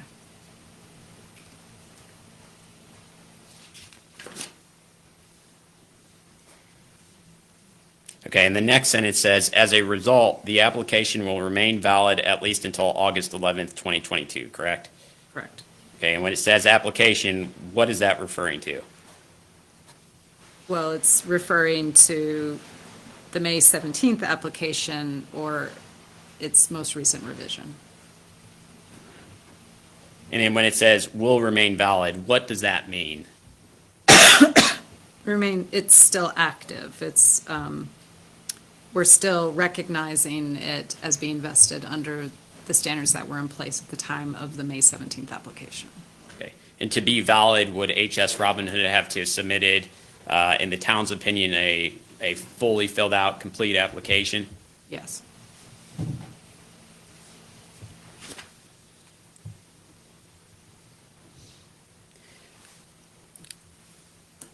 to your knowledge, did anyone from CRLU reach out to the town to ask for clarification about the determinations in this July 20th, 2022 letter at any point in time after it was issued? I don't know that I don't recall that anybody did. Do you recall if Ms. Bernstein reached out to anyone at the town to ask for clarification about the determination set forth in the July 20th, 2022 letter? I know there were conversations with Ms. Bernstein, but I don't recall if it was specifically about this letter or not. What about Mr. Bernstein? Did Mr. Bernstein, to your knowledge, ever reach out to anyone from the town to ask about or seek clarification about the determinations in this July 20th, 2022 letter? No. Okay. I'd like now to turn to your September 30th, 2022 determinations. And we've talked about those, but I kind of just want to take a minute to walk through those. Those are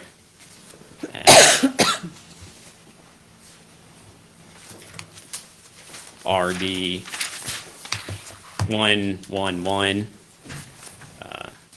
and going forward with an attachment to 116.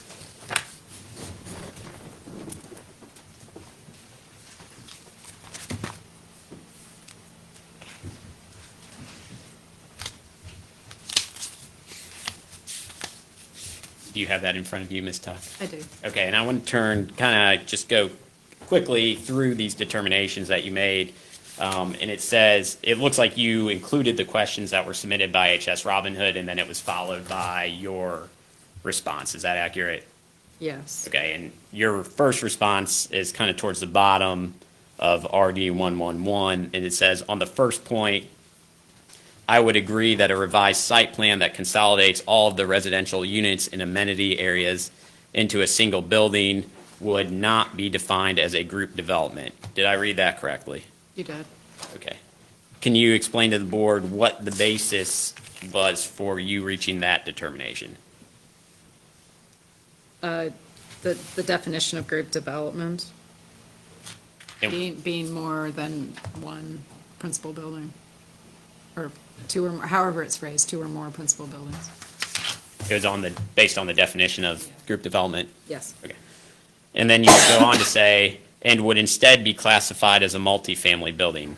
Can you inform the board what the basis of that determination was? It is, again, the definition of multifamily. And then you go on and say, as a multifamily building, the use is classified as a permitted use, provided all other technical standards are satisfied, i.e. height does not exceed 35 feet. Did I read that correctly? Yes. When you're saying as a multifamily building, the use is classified as a permitted use, what's the basis of that determination?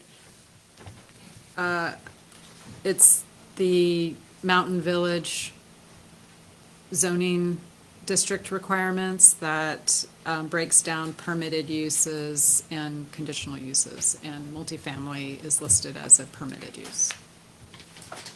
Actually, can we turn to section 54, 249?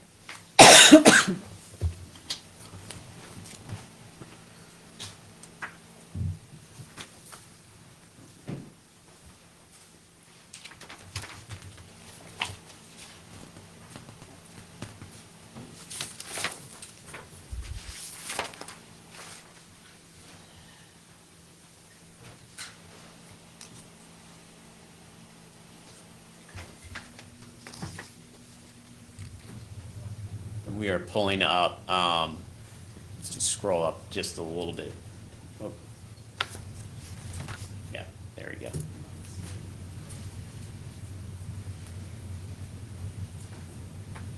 There we go. Just stop there. And we have on the screen, it's section 249, Mountain Village District, and it says subsection B, permitted uses, 1, residential, A, dwellings, multifamily. I just want to confirm it. Is that the provision you were just discussing? Yes. And then you say, provided all other technical standards are satisfied. What do you mean by that? But all of the other applicable development requirements are satisfied, so height, setbacks, landscaping, et cetera. Is that the information you're looking for during the technical review process? Yeah, throughout the whole review process, yeah.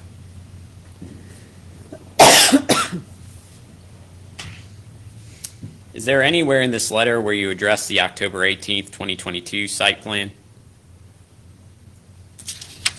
No. I mean, could you have, or did that even exist at the time you issued this determination? No.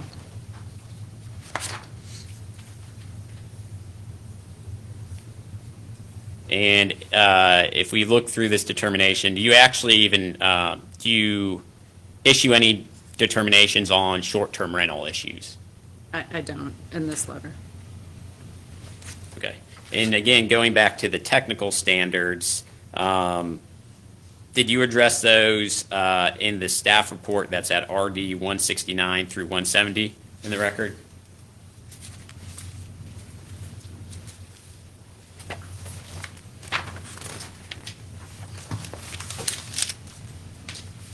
Yes. And what was your ultimate recommendation in the staff report? That it met the technical standards in place and at time of application and had to recommend approval. Okay, has anyone appealed your recommendations in the staff report? No.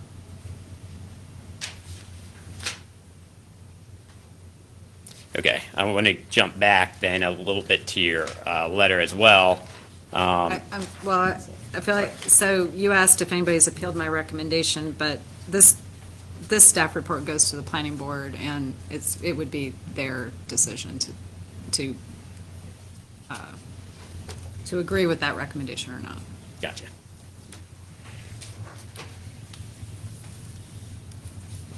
Back to RD 112, on the second point, it says, I agree that the review would be ministerial in nature. I'll give you a second, sorry, making you jump. Which RD is it? RD 112.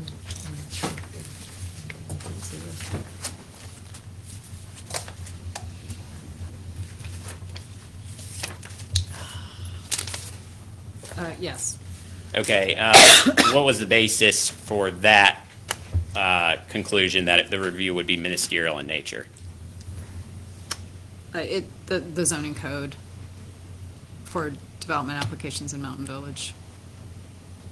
Okay, and specifically any, like, if we pull that up again. Yeah. Brian, can I ask a question? We'll let him finish his question and, What is ministerial? That's what I want to know. oh, you can ask Ms. Tuck. Oh, what is the ministerial It review? means it's an administrative review. You're basically examining the project for compliance with just the basic technical standards. Before it goes to the planning board, as you said?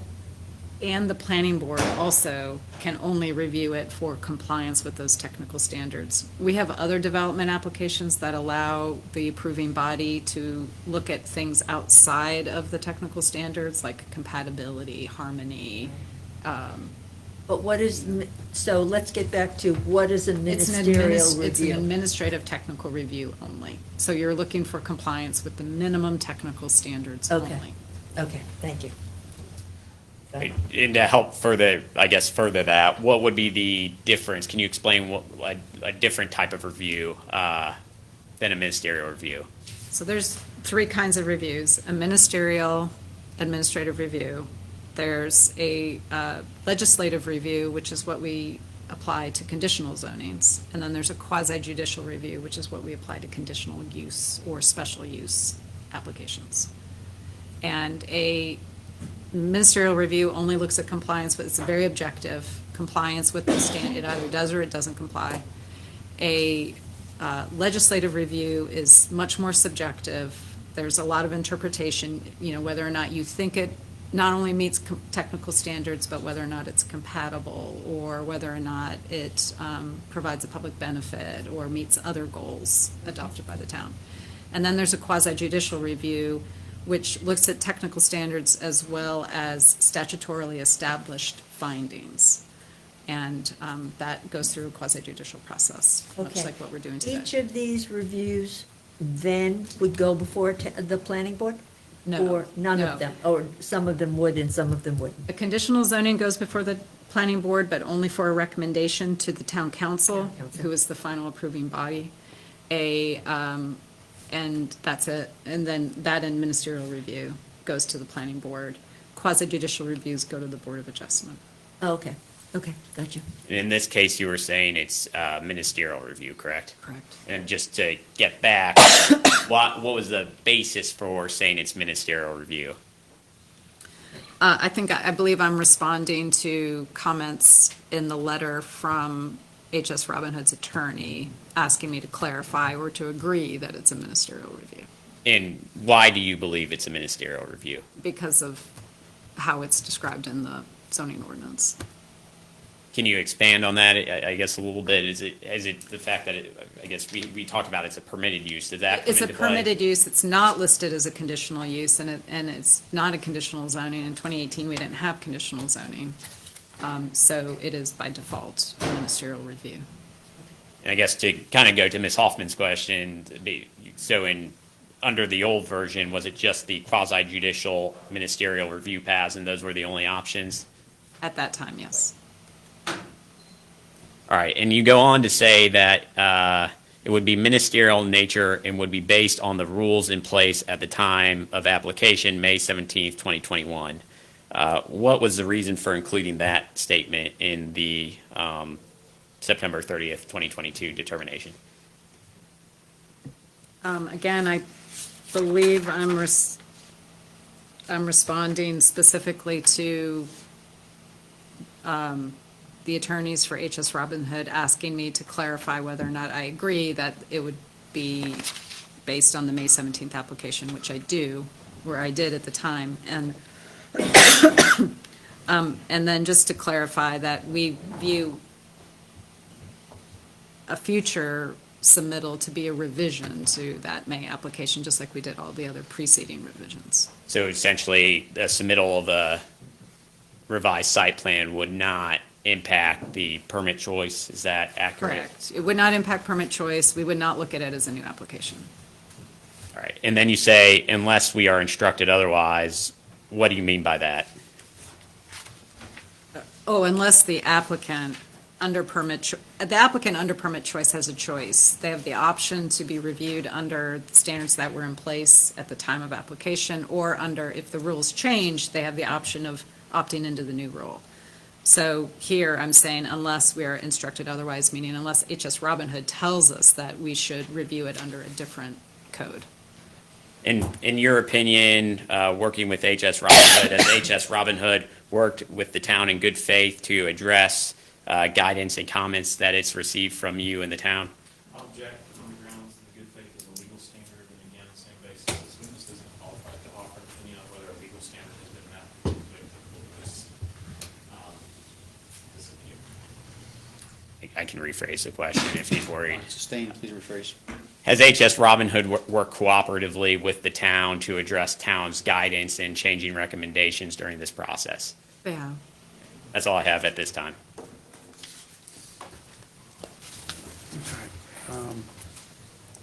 Mr. Henning, do you have anything? No, there's no questions. Okay, Mr. Noor?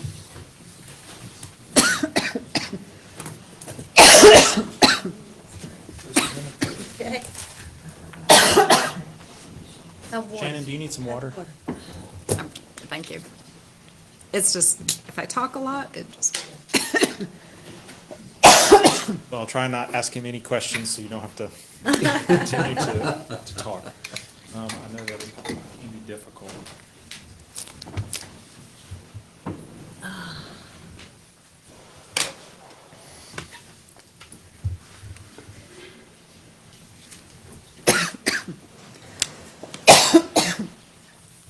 Okay, good. go ahead. Okay, I'll sort of start at the top. Again, clarify, you were not employed by the town of Woodfin in May of 2021, correct? Correct. Okay, so you would not have any personal, independent knowledge of how the town's processes worked at that time based on your experience with the town? Correct. Okay. And one of the things I wanted to ask you, I think you were asked about RD 003, and I will pop that up here. And as part of that,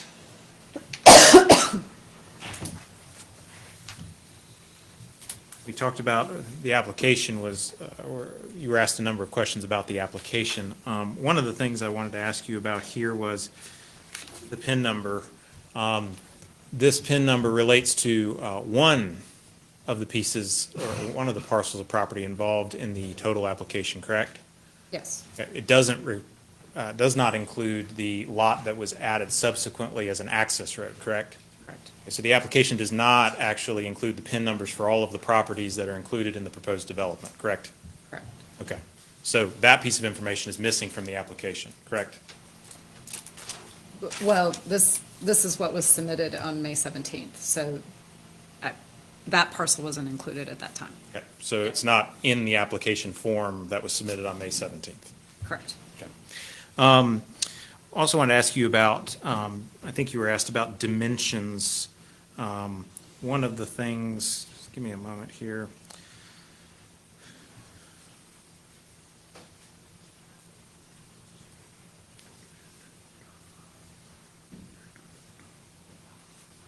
Okay. I'm going to just read this. Let me know if I read it incorrectly. It says, all applications for a zoning compliance permit, did I read that correctly? Yes. Okay, and that's the permit we're talking about here that we just saw, the zoning compliance permit, correct? Yes. Okay, shall be accompanied. Did I read that correctly? Yes. Okay, and that's the word shall, meaning mandatory, correct? Yes.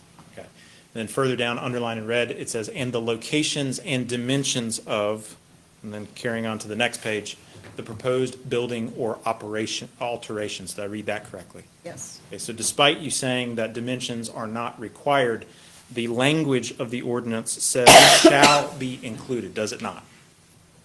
It does say that. Okay, so it may not have been required, but the ordinance says it should have been included, doesn't it? Well, it was a plan drawn to scale, so we have the dimensions. Okay. All applications, it says shall include, be accompanied, forgive me, and then it says the dimensions of the proposed building, does it not? Yes, we have the dimensions of the building because the plan is drawn to scale.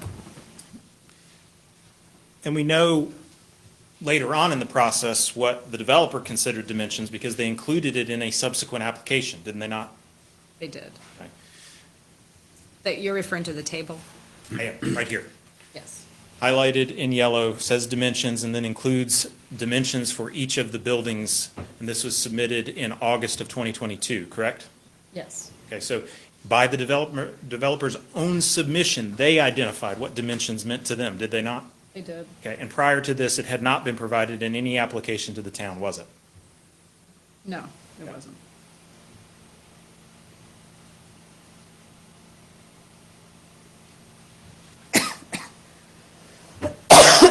One of the other areas I wanted to ask you about was, again, turning back to 54-35, underlined in blue here, and I'll read it. Let me know if I read it incorrectly. It says, the application shall. Did I read that correctly? Yes. Again, shall being mandatory, correct? Yes. Okay. Includes such other information as may be necessary to determine conformance with and provide for the enforcement of this article. Did I read that correctly? Yes. And you recall the testimony from Ms. Eisenhower about the email that I think she sent the same day, May 17th, 2021, requesting the additional information for the landscaping plan, correct? Yes. Yeah. She requested additional information the same day as the initial application was provided to the town, correct? Yes. And do you also recall her testimony that that was not provided to the town within 6 months of that request, I correct? do. Yeah. I want to ask a couple questions about water. And I'll let you have some at the same time. Little Freudian suggestion there for you.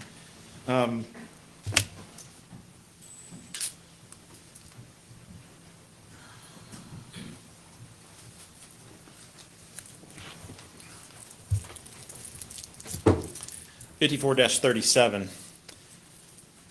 says, where applicable, the zoning administrator, again, shall not issue an application. Did I read that correctly? Yes. Okay, so it says an application, not even the permit, but an application, correct? Yes, it says Okay. that. And then it says, for a zoning compliance permit for any use, building, or or purpose proposed for location inside of the incorporated municipality without written preliminary approval of any proposed water supply and sewage disposal facilities as required from the county sanitarian, Woodfin Water and Sewer Sanitary District, and appropriate state agencies. Did I read that correctly? You did. Okay, and I think your testimony was, well, this applies to septics and wells. That was your testimony? Yeah. Where are wells and septics specifically mentioned in this? They're not specifically mentioned. It's the heading, Health Department approval, that tells me it's for septic and well. So it's not specifically mentioned, though, in the ordinance? Okay. No. And And- also, oh, sorry. Go ahead, no, please. I wanted to say, I think this language is very confusing. It says, shall not issue an application for zoning compliance permit. The zoning administrator doesn't issue an application, they issue a permit. Well, if I can ask a question, you don't Yeah. issue a permit, do you? The planning board does. No, the town issues the permit. The Well- planning department grants approval, after which the town will issue a permit. Well, I guess where I'll go with this question is, and just give me a second here. You have testified that it only applies to well and sewer. Doesn't it say any proposed water system supply? Yeah, it's just that this is under Health Department. So to me, that's referring to water supply that is approved by the Health Department, But the ordinance says any proposed water supply, does it not? under the heading of Health Department. But that's what it says, any. Yes, yes.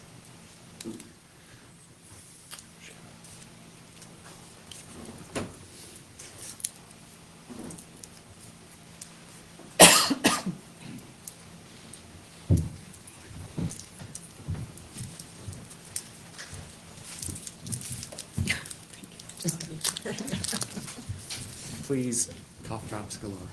It's the mom. if you need more water, please let me know. Where I wanted to go next was, you were asked some questions about group development, if you recall that. And again, your initial testimony several days ago was that you considered, up until the most recent revision of the site plan, the project to be a group development, did you not? I did. Okay. And as part of that,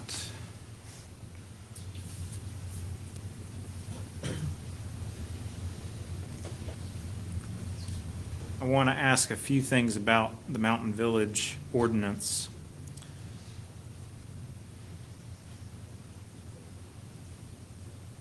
I think you were asked about this portion here, about the town's master plan checklist, correct? Yeah, I'm sorry, what section is this in? Yeah, this is 249E1 3B. Okay, so that's the Mountain Village section. Yes, correct.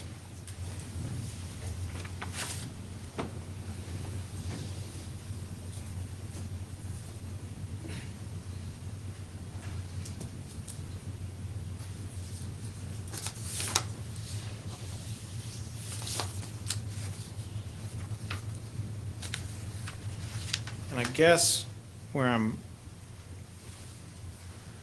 throw up here on the screen, two things. One is that ordinance, and it talks about the checklist, correct? The town's master plan checklist. I read that correctly? And I think you were asked, well, is this document here on the right, that checklist? Correct? Yes, And your testimony was, no, it is not. yes, Okay. that's correct. So the ordinance says the town's master plan checklist. And the title of this is Mountain Village District Master Plan Checklist.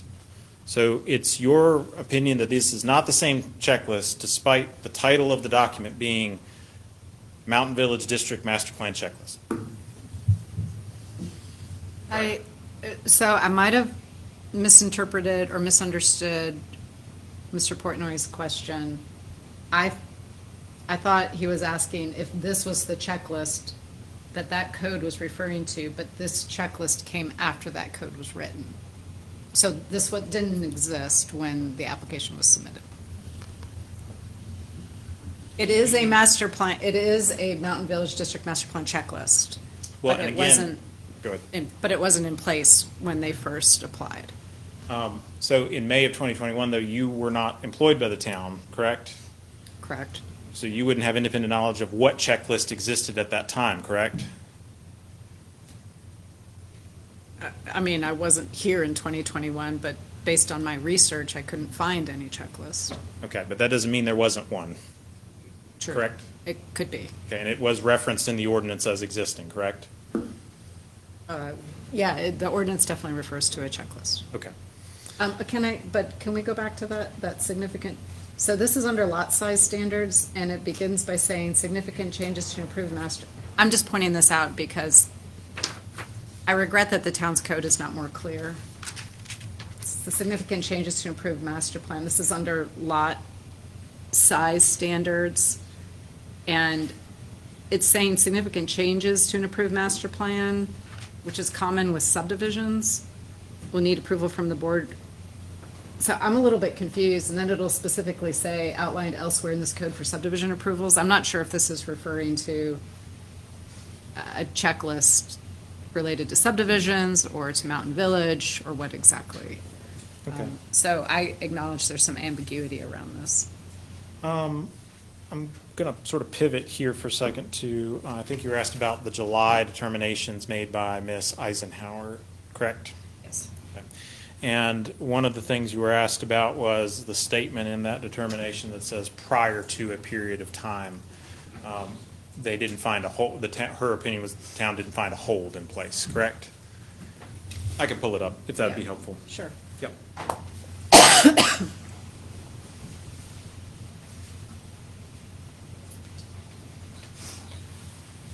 While he's pulling that up, can I ask a question, just because it's about that on the screen?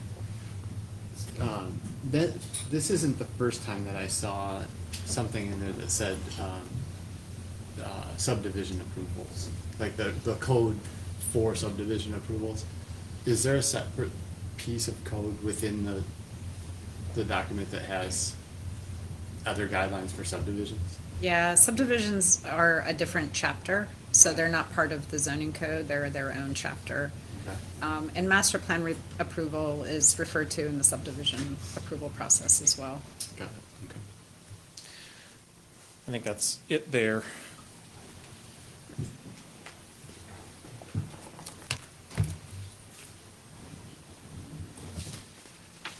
The exact statement is, quote, "To summarize, we agree the application was not placed on hold before February 11th, 2022.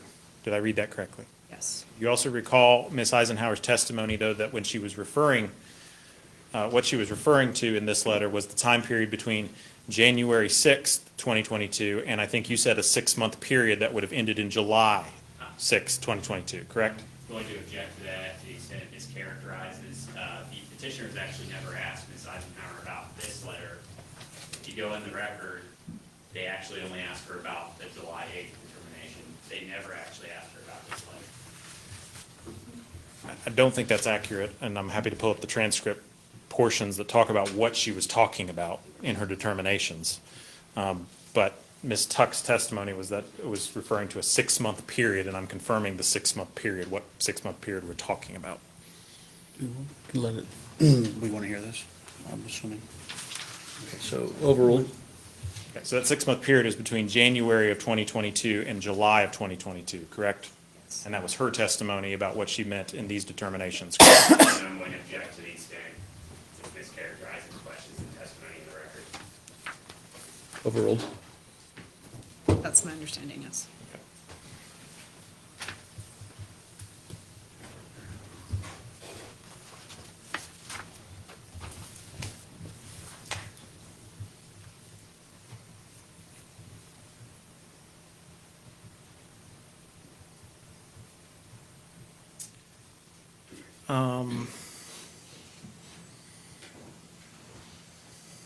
Couple more questions, and I think we'll be done right around 7 for the board.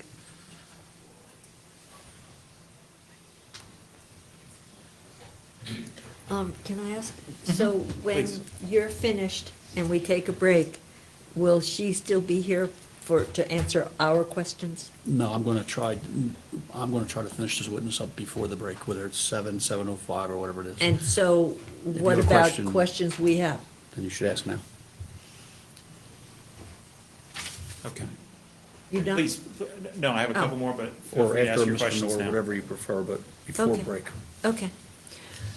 My question to you, I have so many, but the main question is, do you keep any records even written records, when you get a phone call from someone? We've seen lots and lots of emails and letters that are dates all over the place. But do you record, because a couple of times, and I think Adrian did the same thing, a couple of times you went, I think, or I can't recall that.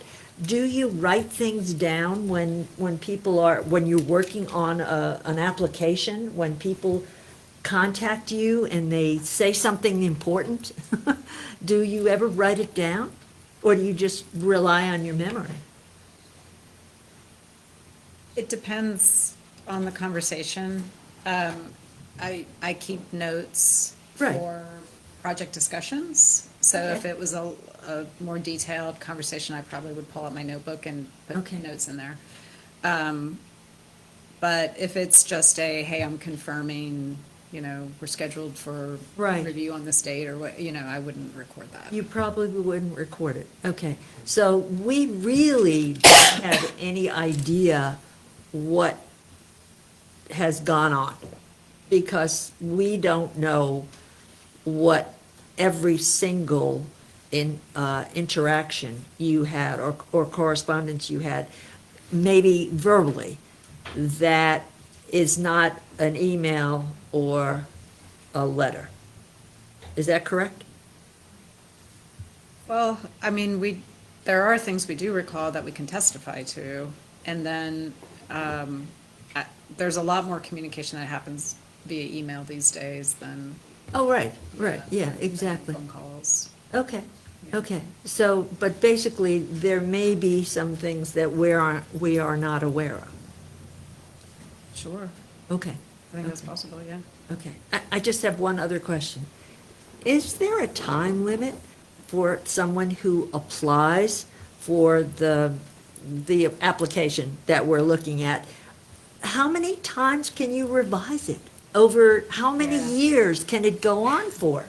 I mean, this That- is like yeah. monumental. That's a good question. There is no limit to There the number isn't. of revisions. As long as there is Activity, progress, yeah. activity and progress, not just like, hey, I'm just emailing you to, Right. just say hi, like I Right. wouldn't count that, but here's a revised plan, we're waiting for information from the fire marshal, or that, I consider that progress. They're progressively moving towards getting everything they Okay. need to get permitted. Okay, so, but you answered my question. There is really no time limit. And you can revise it as many times as you want to. Yes, and now the statutes do say, that's why it's important to us when we talk about the application got put on hold, that the statutes do say that if you put something on hold Right. for a period of 6 months or more, or you fail to supply something that the town has specifically asked for, Right. then that application can be voided. Okay, and this project has not been approved?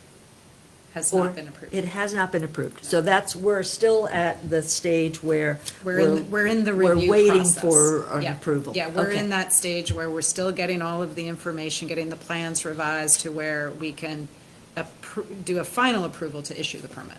Okay. But we haven't gotten there yet. Okay, thank you very much. Got it. I have a question.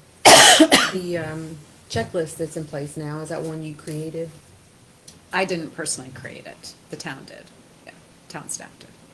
But it was recently, it was after the Yes. initial May application. Yes, much more recent. I'd like to follow up on Ms. Gosnell's question, though. But you did, your prior testimony was you don't know what checklist existed as of May 2021 because you weren't here. Yes, that's So correct.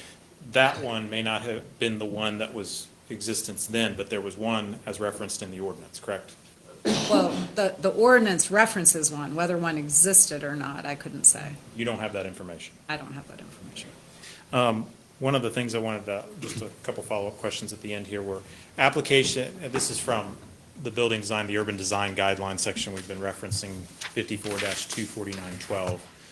And again, I'll read it, let me know if I read it incorrectly. Applications and master plans for Mountain Village shall be accompanied by urban and architectural design guidelines to be prepared by the applicant, correct? Yes. Okay. And you heard the applicant's own testimony from their architect that he wasn't retained until June of 2022, correct? Correct. Okay, so those guidelines could not have been supplied as prepared by the applicant because they didn't have an architect until months after, or almost a year after, over a year after. Well, it doesn't say it has to be prepared by an architect. It just says you have to have architectural guidelines. But they didn't have an architect on their team at that time, did they? No, but they supplied architectural guidelines. Did they, well, were those guidelines, or as Mr. Day testified, him copying information that had been provided to him and inserting it into the site plan? Yeah, I mean, it was straight out of that section. So he just quoted the text and put it in the site plan, didn't he? Yeah, the text, if you read it, there's a lot of shoulds, and it's questionable as to what, it just says that you have to supply guidelines, but there's no rules really about what those guidelines have to include. And in his case, he just quoted the ordinance and put that in the site plan. Yeah, but, for better or for worse, I had to accept it because it's a guideline of some kind, and that's all that was required. That applications language, though, it says applications, does it not? It does. Okay. And I think you were here for the testimony of Terrell, Of who? Mr. Tom Terrell. Oh, yes. Okay. And I'll just throw up some of his testimony. He was asked about this exact portion, and he was asked, I'll read you the first question there. It says, I think we have it up on the screen, and that says, applications and master plans for Mountain Village shall be accompanied by urban and architectural design guidelines to be prepared by the applicant. Did I read that correctly? And then Mr. Terrell responds by saying, you read it correctly. And then he's asked, what is the ordinance talking about when it's referencing the application to this provision? And he says, these are application for construction permits.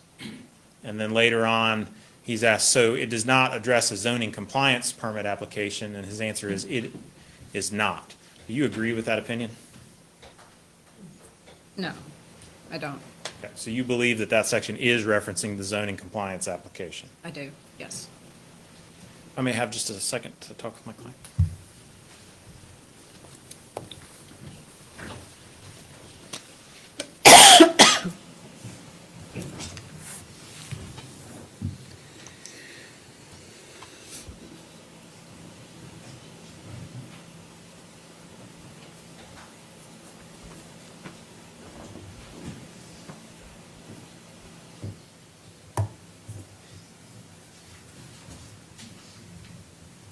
Those are my questions for Ms. Tyler. Thank you. Couple. Okay. So one of the things that we were just talking about was the architectural design guidelines. Help me with your understanding of what that means. What is, is that, Yeah. if, just even, is that the stuff on the side of the page on the plan? What's your understanding of? So in the Mountain Village section, it basically says that the designs of the buildings in the Mountain Village should reflect the character of Western North Carolina, should reflect, and should be designed to be constructed to achieve the goal of creating sustainable buildings that can serve multiple uses as the village grows. Applications and master plans for Mountain Village shall be accompanied, meaning you must have those, to be prepared by the applicant. That's what Mr. Knorr was referring to. So we have to have guidelines, but what those guidelines include is optional. So it says it should reflect the character of Western North Carolina, but if they came in with buildings that reflected the character of the coastal, plain, we couldn't say that doesn't comply. And the applications did submit some very basic nominal guidelines that just refer to they cut and pasted information out of this section that says front porches should be located Right. on single family, et cetera. Those, just took those guidelines for residential structures and just stuck them in there saying, I think basically saying, we agree, we will do this. But that's all we got. And then earlier, you were asked about the original application and the PIN, and the parcel not including the parcel that has The second parcel, the yeah. access road or the driveway up, or whatever we want to call that. Does that help me understand, does that matter? If so, how? I think it's an oversight on the town's part. What we would normally do in a situation like that, if somebody adds a parcel to the project, is we would say, okay, well, we need you to revise your application to add that parcel. So we would ask them to add it in, So it'd be a revision, but not a new application? but not a new application. Okay. Okay, thank you. Mr. Portnoy. I have just a few questions. And hitting on Mr. Hanson's point, do you recall the revised site plans, once that parcel was acquired by HS Robin Hood, actually including that in the site plans? Yes, and the pins were listed on the revised site plans, just not on the application form itself. But I believe your testimony just now was that the town would not have required, the acquisition of that parcel didn't require HS Robin Hood to start over and submit a whole new zoning compliance permit application, correct? Correct. All right, and then you were asked a little bit about Ms. Eisenhower's email, which I believe is like RD008 to RD009 in the record.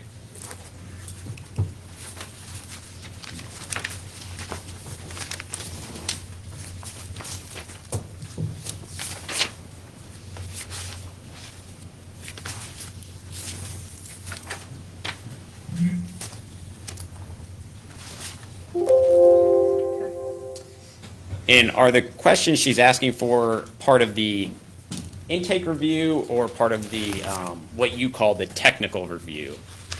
This would be part of the technical review. And based on your review of the entire record, did HS Robin Hood adequately respond to those questions within 6 months? Yes. How so? Well, they certainly responded with additional information, and they continue to refine their site plan.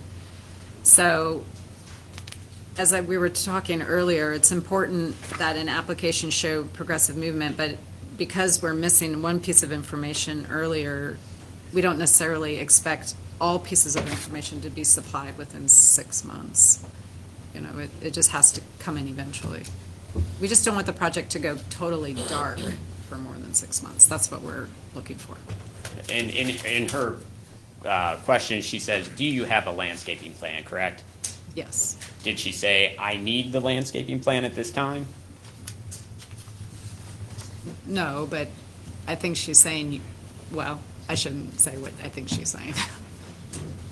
Okay, you were also asked about 5437, which you've testified to at length. This is a health department approval provision, and that starts where applicable. How would an applicant know if that provision was applicable? If they're not relying on septic or well, it would not be applicable.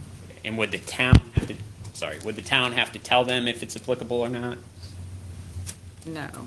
I guess would the town, if they did not submit that information, would the town reach out and say, hey, this provision's applicable, we need this information from you?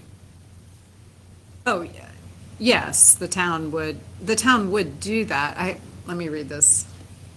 Yeah, and again, this is, shall not issue a permit until we get the information. So even if it were applicable, that's part of the review process. Hey, we need this information before we can issue your permit. Make sure you get it to us. That's, Okay. Let me make sure.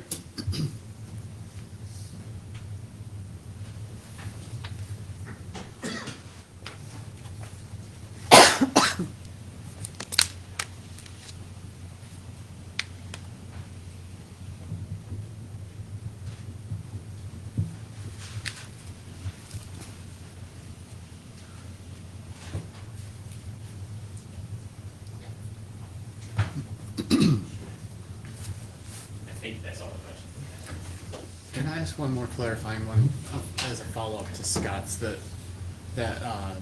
PIN number that was on the original application, that, it made me think of a comment that was from like day 2 of this whole thing, so I'm going way back, trying to recall. The PIN that was added, that's for like the access road or whatever, who has visibility to that? If the, you know, if it was on a box on a site plan, probably someone, you know, unless they have copies of that, wouldn't know that. But is there visibility to the residents in the neighborhood whose properties are, you know, touching those other PIN numbers? If an application gets new PIN numbers added to it that's connected to their property, will they have any notification about that? The neighbors the surrounding neighbors? so, yes, because this project goes to the planning board, so we do notification for properties that abut the entire project site. So, but that doesn't happen until it gets ready to go to the planning board, which is before final approval, but, yeah. Okay, so earlier on, they could add PIN numbers to it. Yeah, and now the town's development applications are all posted online, so people who are interested, you know, have the ability to do that, but nobody is flagged. This is you know, or I should say, nobody is specifically, we're not sending specific notices or communications to people until you get to that planning board stage. Got it. So there's visibility is there, but there's not notification. Not until you get to that stage of the process. Okay, thanks. That's true of all permits. I mean, single-family home, we don't notify anybody, you know, we don't, it's only certain applications that receive notification. Just a couple clarifying questions. I think the first question Mr. Portnoy asked you on redirect was, well, wasn't the PIN number added later on? I think he was referencing in October, but your testimony was correct, was it not? I'm sorry, you're You saying. indicated that the PIN was added subsequently, I think in October of 2021, correct? I don't know to what plan exactly. I know the last plan includes the PIN numbers. The last plan does it. I'd have This- to go back and look at the others to see. I'm going to object. I believe my question was that parcel included on the subdivision revised site Yeah. plan? So the parcel numbers, so for One example. second, Mr. Norris, so you have an objection. Yeah, I don't believe my question was the PIN included? I believe, did the revised site plans after the acquisition happened include the parcel in the site plan? All right, Sustain, can you, Well, Oh, okay, and I might have I misunderstood don't and agree thought with he was referring that, to the but PIN number. I can rephrase the question so that we can move in a productive direction, because I know I'm holding you between dinner. So this is the RD 15 indicated parcel number here. This is the October plan. Do they include the second No. in the parcel PIN identifications of the site plan? Right, not in the project data. Okay. Yeah. And I think your testimony previous is that they didn't submit another application, so there's nothing new there, correct? Correct. Okay. And then in November, this is RD 26. Same thing here, still the same PIN number, correct? Correct, This would be the November, correct? yes. And then, again, December, RD 30. Same, on same PIN single number. PIN number, correct? Yes. Okay. Those are my questions for clarification. Thank you. Just have one more follow-up, though, if you referring to, I think it was the October site plan that he was just referring to. Does it show the included parcel in that site plan? It does, That's all I have. October of what? 2020. 2021. No, Oh. not the original one, October. Yeah, it would have come after. Okay. And I'm sorry, I'll have to ask one additional question then. Could the additional pin be added at some point prior to going in front of the planning board, so there's, without it sidelining or derailing the process? Yes. Okay. Thank you. One last call from Mr. Noor, Mr. Henning, and Mr. Portnoy. Just going to, anybody on the board? Ms. Tuck, you are officially dismissed. And at this time, if we have no further questions from Ms. Tuck, we're going to take a 20-minute break. So that puts us approximately 15. Be back here. The meeting will be, we're going to take a recess until 7:40 by that clock. All I want to say is just shoot me. Mics are live? I know. There you Hi go. there. Oh, God.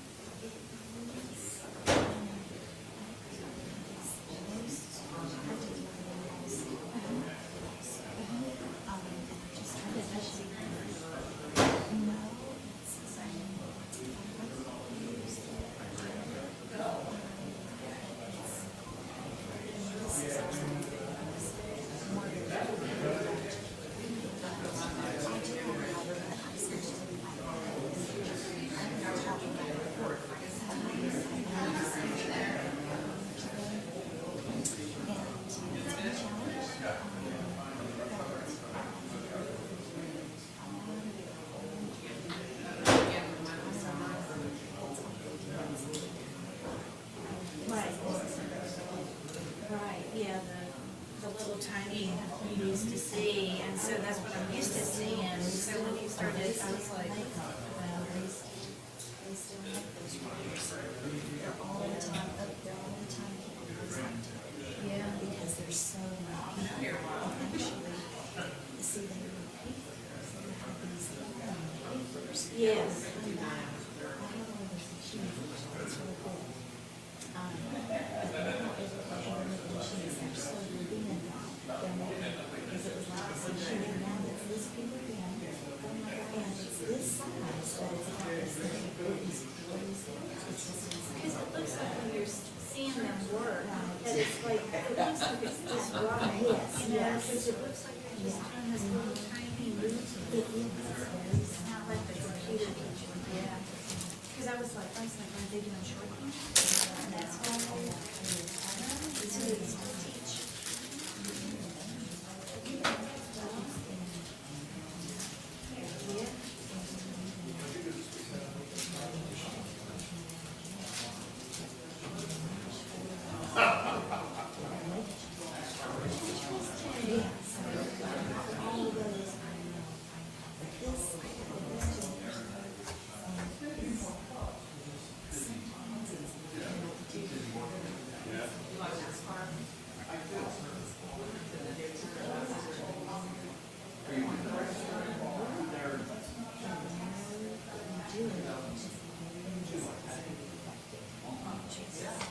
Well, like I said, I was watching the show and they were like, so people who do this verbally are very rare. And I was like, well, I know one of those people. Yeah.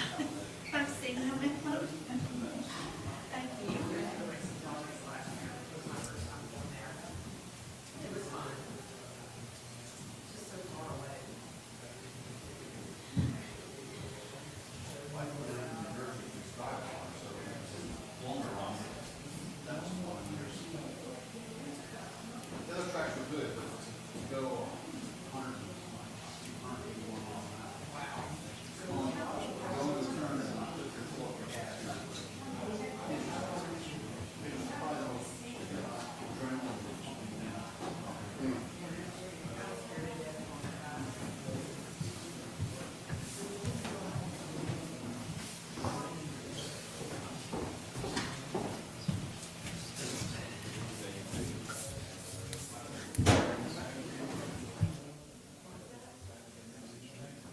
Oh,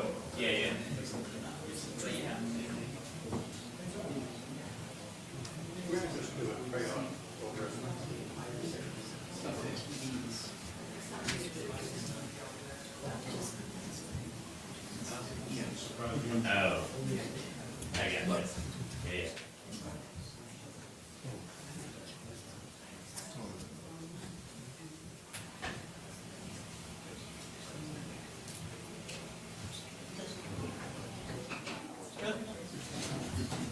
Try.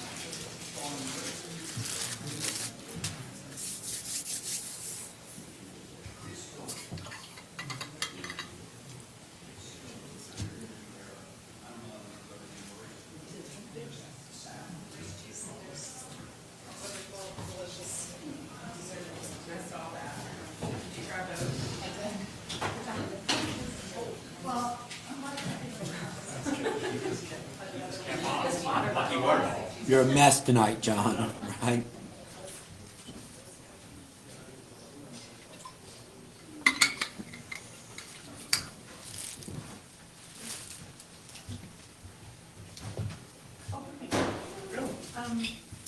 The status of the Ashe County appeal, we're just curious, we were talking about it the other day. Do you happen to know? There's been, right, an amicus brief filed and some responses.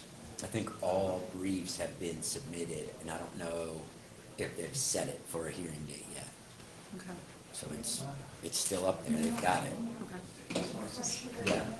I'll let you know. That's well.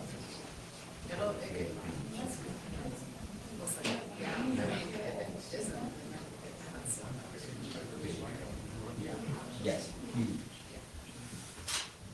Yeah, but I think that's okay, right now.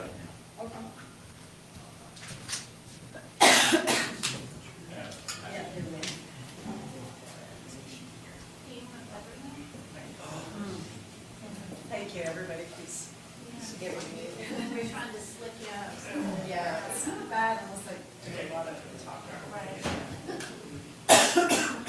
Kind of required for the evening though, so you better be supplied.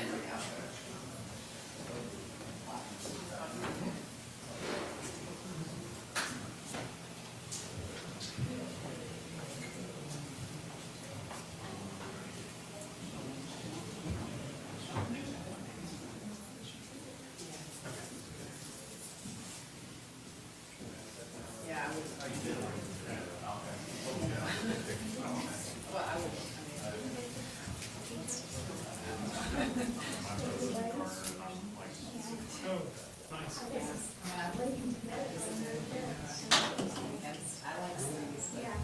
They do have these perks for this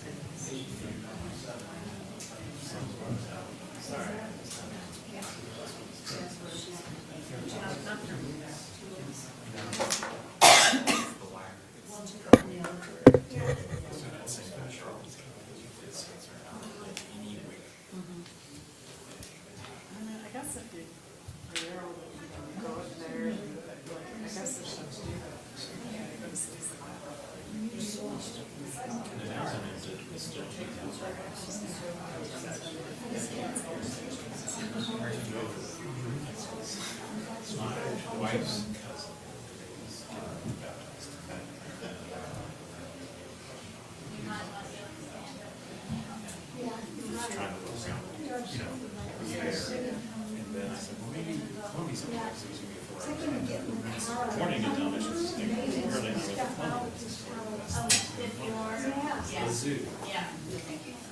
Yeah, that's it.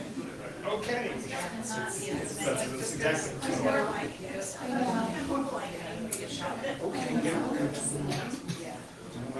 Here,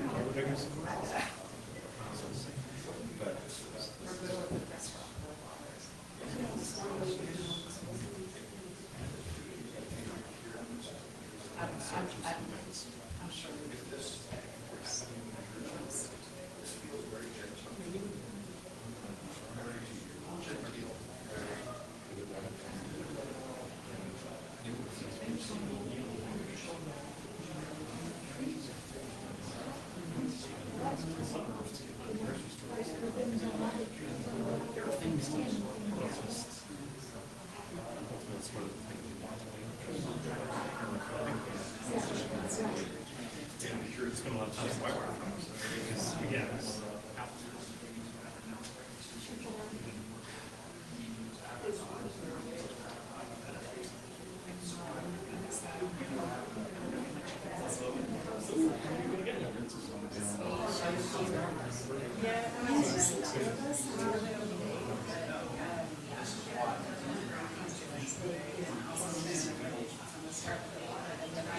I'd say what you described in the property, unless you got a really good coop, Well, we do. there would be some continuation.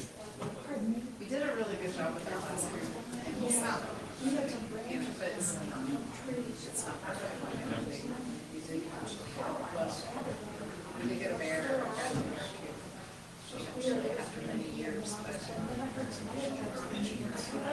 was always the record, possibly.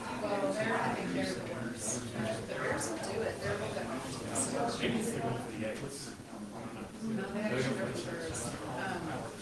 And.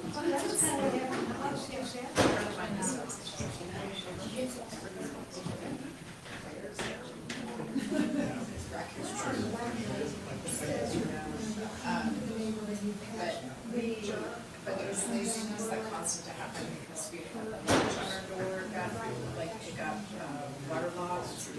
Right, so we took the latch quicker. You could, but you had to have to wrestle it, and so I got lazy and didn't latch it. What's in here? But I only got one. I guess, well, my son's showing up there.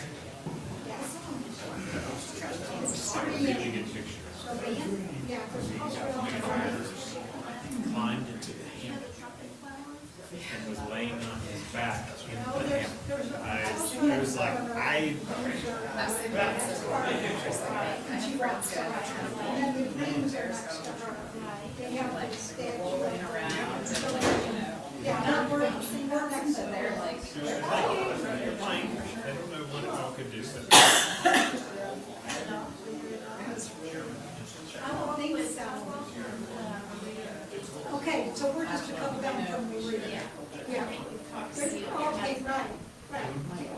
I'm Maggie, this is Joe. Yeah, so there's just a house between us and we need to check in. only about like, we never had bears, we had our dog first, so I think the dog being in the yard with Beth kept the dogs. Then the dog, we actually had kids, tried to that was the worst thing with bears, because they, well, it was more like, not to be too graphic, that was the worst. Oh my, that was the worst cleanup I ever had, was after they got in the trash, and I'm looking at this, oh my God. Well, and then you have the pouches, like all the stuff that comes with it too, so it's all together. But one of the things I like stuff. I don't like Well, yeah, my chicken ended up in my neighbor's yard. Yes, it was confusing because my boys were like yelling at the bear, and the bear ran off eventually.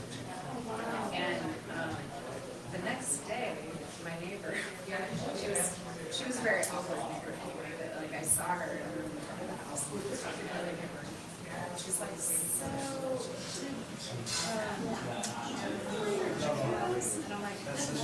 and I'm like, By telling you that I know your chicken is, I'm gonna let you let yourself feel bad.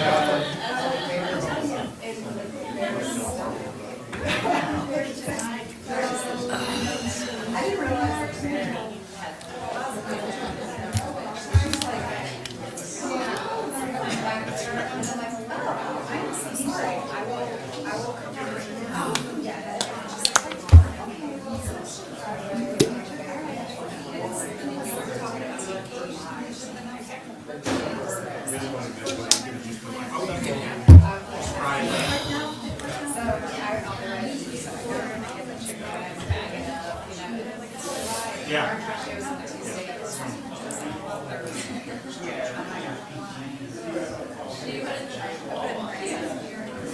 That's not the same chicken that resulted in the YouTube video processing.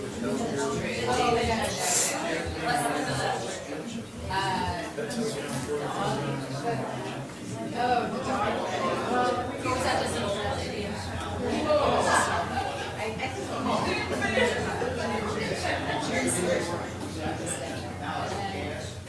We realized I'm kind of old.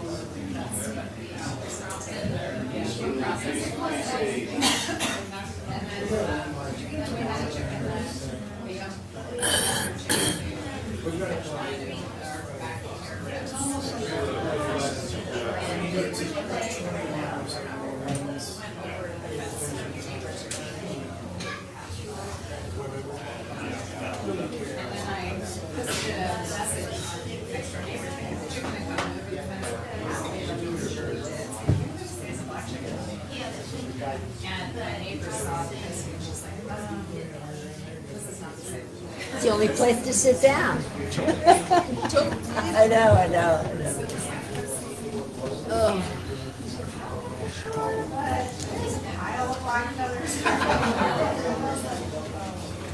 The dog has been very happy for a while.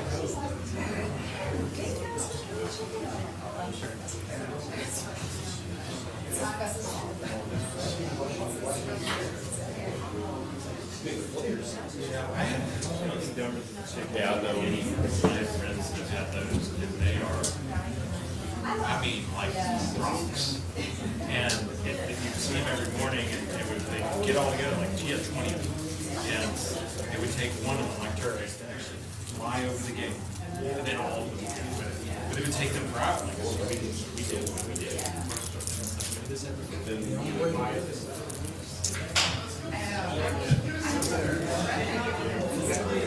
Let's get this done.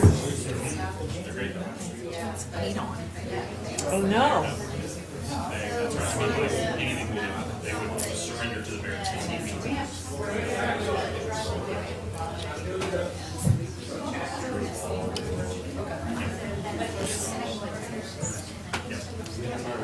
Brian, you're eating those chips like you're chip deprived. I am. You don't have chips much. No, I don't have, no. Yep. Do not. Don't have dessert, don't have chips, don't have a lot of bread. We didn't have an attorney our last meeting either, and that wasn't a problem. Uh-oh. I really could have used it. I'm like, I didn't even know what to say. Let's try to remember what you said. I'll give you It wasn't right, but it was close. Yeah, Well, it's I good. know going forward, I'm gonna have to Google something and get it ready to Yeah. go ahead of time. I wasn't aware of it, and all of a sudden, There it was, you're like, oh, darn. he's not here.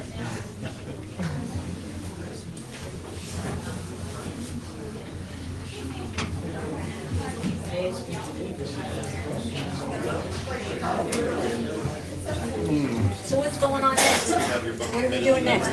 What am I doing next? No. I'm gonna be going home. What's the procedure next? What's happening next? I have no idea.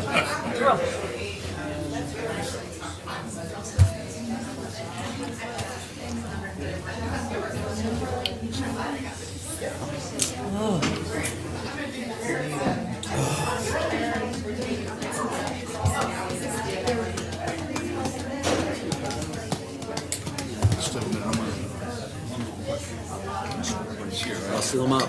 How much time do we have left? Who's missing, anybody? Chris, Chris, 2 minutes. Chris is around the corner. Okay. 2 minutes. No. Did you get her to turn the heat down? No, did you even ask her? No. It's so cold. Make coffee first.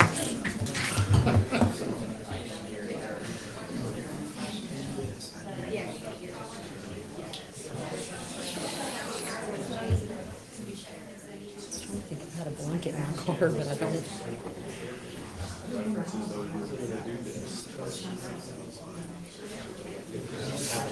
Fleece or anything in mind that I can hold here.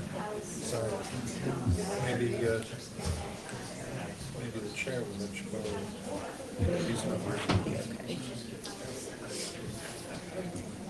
We don't have like a little hour left.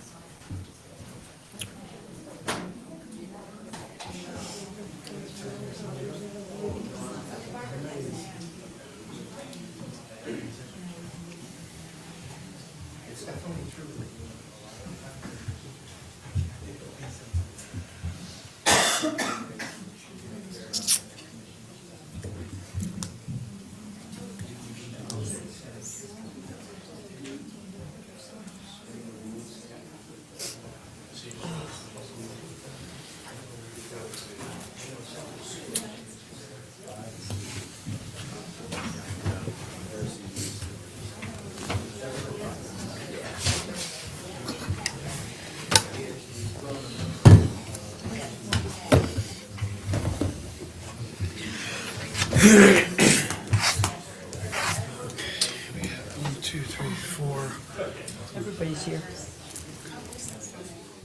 Will we get a heads up on our deliberation time? That won't be today, right? If he's done, or would it be?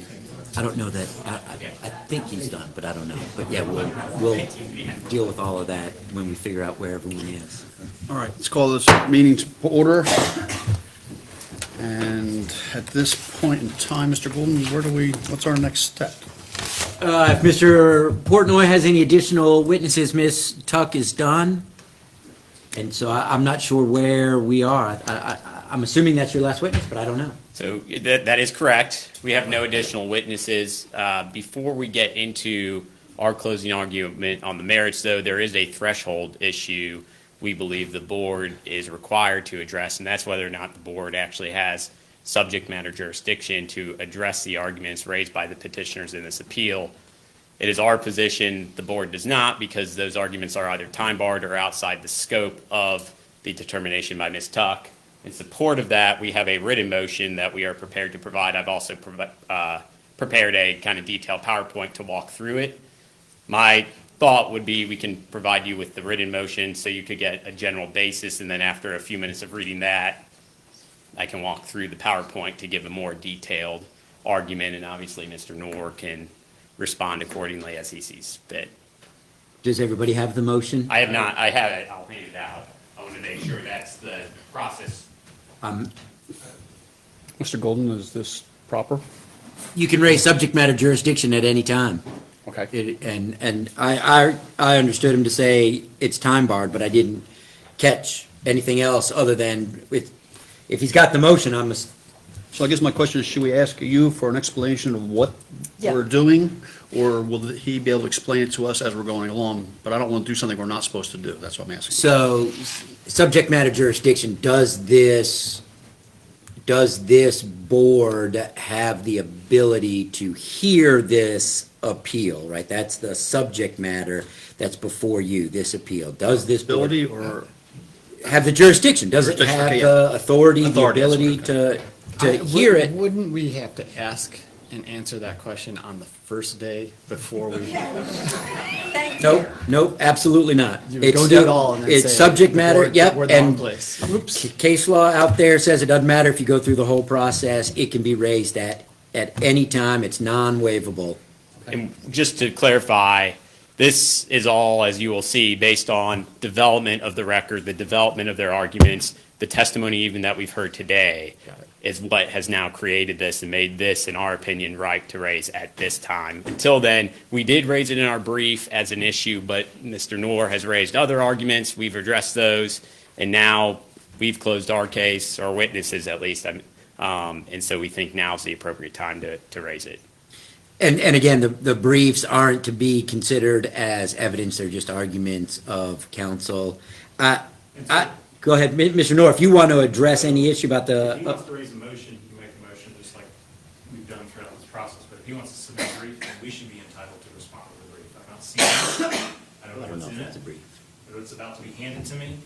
And so if the board was going to allow him to put written argument on the paper, then they should allow the other side. I think what this is doing is now elongating an incredibly long hearing that this could have been raised at the beginning, as Mr. Jerome said. Absolutely could. And they did. 100% They incorrect. said, you're time barred because they wanted to argue that Miss Eisenhower's determination somehow barred us because we didn't appeal Miss Eisenhower's July determination. That included way back when in 2021, even though her testimony was that it was a certain 6-month period. So it was raised. You all didn't agree. And We never made a motion. We are making the motion at this time based on the record and the evidence and the testimony that's been in the record. I believe you mentioned it in your brief, but you Yes. did not make a But motion. we did not They make a did, motion. but in their initial brief that you all got, they raised this. So now this is them doing it again. It's But not true. without the opportunity for us to submit a brief on this issue. So I'd ask the board not to consider any briefs, period. He can make his motion and the argument that he wants, and we'll respond to it. But if you're going to consider the brief, then we're entitled to submit a brief to this body. I haven't seen anything, so I don't know. He said he was going to submit a motion. Yes. So I have no idea if there's been any briefs. So should this be something that the attorneys should caucus and talk about first, like we did in the very beginning, or should come to us open board? That's going to be entirely up to you. You can raise subject matter jurisdiction at any time, and it can't be waived. I haven't seen the motion. I don't know what it's going to say. Okay. I suspected it was coming today. So procedurally, we're okay. Procedurally, hearing it today, yes, you can entertain his motion, and you can cut it short if you want to. You can give him 3 hours to argue his motion. You can also make this decision as part of your deliberations on the entire thing. Well, You could, And What is the difference between a motion and a brief on the motion? the motion would be, we move to dismiss because it's untimely, and then you set forth the reasons, the facts why you think it's untimely. A brief then would cite to specific case laws and statutory references and everything else to support your motion and the facts that you base it upon. Right now comes the property owner hereby submits to this court the following facts in support of its motion to dismiss. 1, whatever they would be, 2, 3, 4, 5, and then your brief would say, your legal arguments as to why they would think they're correct. So, Mr. Chair, I would argue that we have to hear the motion and the rationale, and as long as they keep it very close and not get into brief world, then I don't think we have a choice from the sense of things. And a brief would be written, right? It would be, I'd like to see what that is. well, I'm going to say, I was actually, after just speaking with Mr. Golden, sorry. Well, I just hang on before you Yeah. go anywhere with that, because that's my question. I don't want to do anything that, if this goes to another entity, that we're doing some procedure wrong and give someone an advantage. So I want to make sure we're doing it right tonight. So that's why I'm asking your advice. So we cannot legally stop him from making this motion and presenting this information. That's correct? that is correct. Okay. It's not in our power to do that. Now, then my next question is, if we allow him to do this and submit his brief.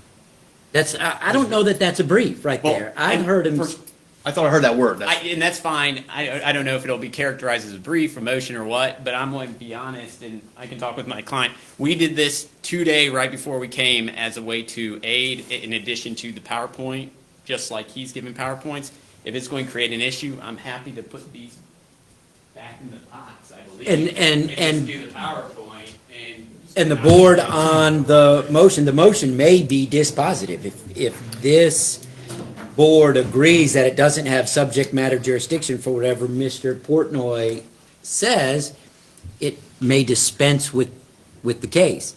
As Mr. Noor said, this board has the right to reserve its ruling on that decision and hear the closing arguments of Mr.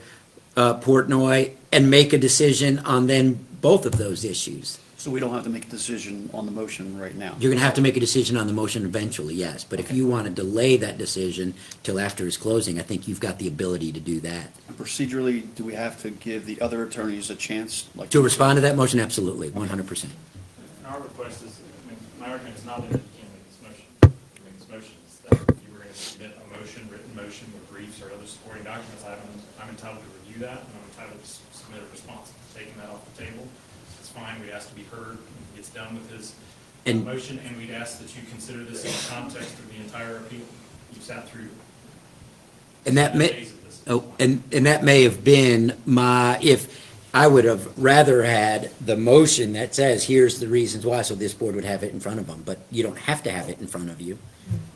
He can make his motion orally. Can I ask you a question? No, can you ask him a question? What's it about? No. You can ask us or the attorney, Yeah. Mr. Golden. What? Why do you think he waited until the end to bring this up? I don't think it What's your matters. opinion? I don't think it matters. I have no opinion. Oh, it matters. It does not matter at all. Not at all. It does not. You cannot waive subject matter jurisdiction, and you can raise it at any time. You could raise it in front of the Supreme Court of North Carolina. So it does not I was not matter aware, and we why were he's not doing it, when he's doing it. It doesn't. And I don't want, you all shouldn't think that, You shouldn't hold it against him when he makes the argument. He could make it in front of a Superior Court judge in 6 months. And if you all don't have subject matter jurisdiction, the court's gonna tell him that. Okay. So I don't, Okay. just listen intently to what everybody says, what Okay. their legal arguments are, recall the facts, or apply the facts as you recall them from the witness stand as it relates to it, and I just wrote time barred. That's your duty, not to worry about why he did it, when he did it. Okay, okay. I have another question. This is subject matter, Which is, do you all have the authority to hear this appeal? who's gonna make that decision? You all are? So we're gonna decide whether we can listen to it, can hear it? Yes. Based upon the evidence from the motion, we're going to determine whether the motion is going to be granted or denied, correct? It's like reclusing yourself in a Yeah. sense, yeah. If we feel that this is the wrong board to be hearing that, or the right board to be hearing it. We'll find- So is the board, everyone on the board, you good? Everybody Yeah. understands what we're doing? Yeah. Okay. So let me ask this question. I don't believe so. We don't have any objections from anybody right now, correct? Not on making the motion, I'll have to wait and hear what it says. Okay. Then please proceed, Mr. Portnoy. I think we got it. Thank you, Mr. Golden. Sorry. No, that's fine. Thank you. I don't want to do it wrong, and let's Right. come back later.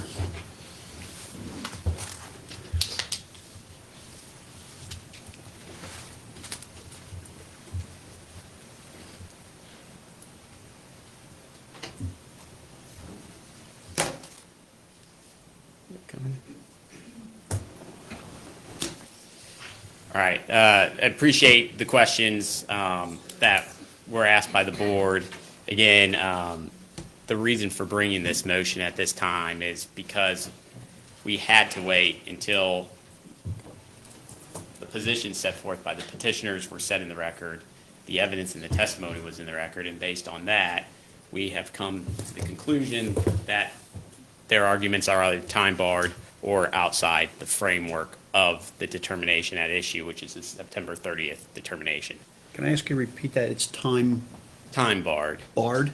Which is, the arguments should have been raised earlier than they were raised in this Okay. case. Thank you.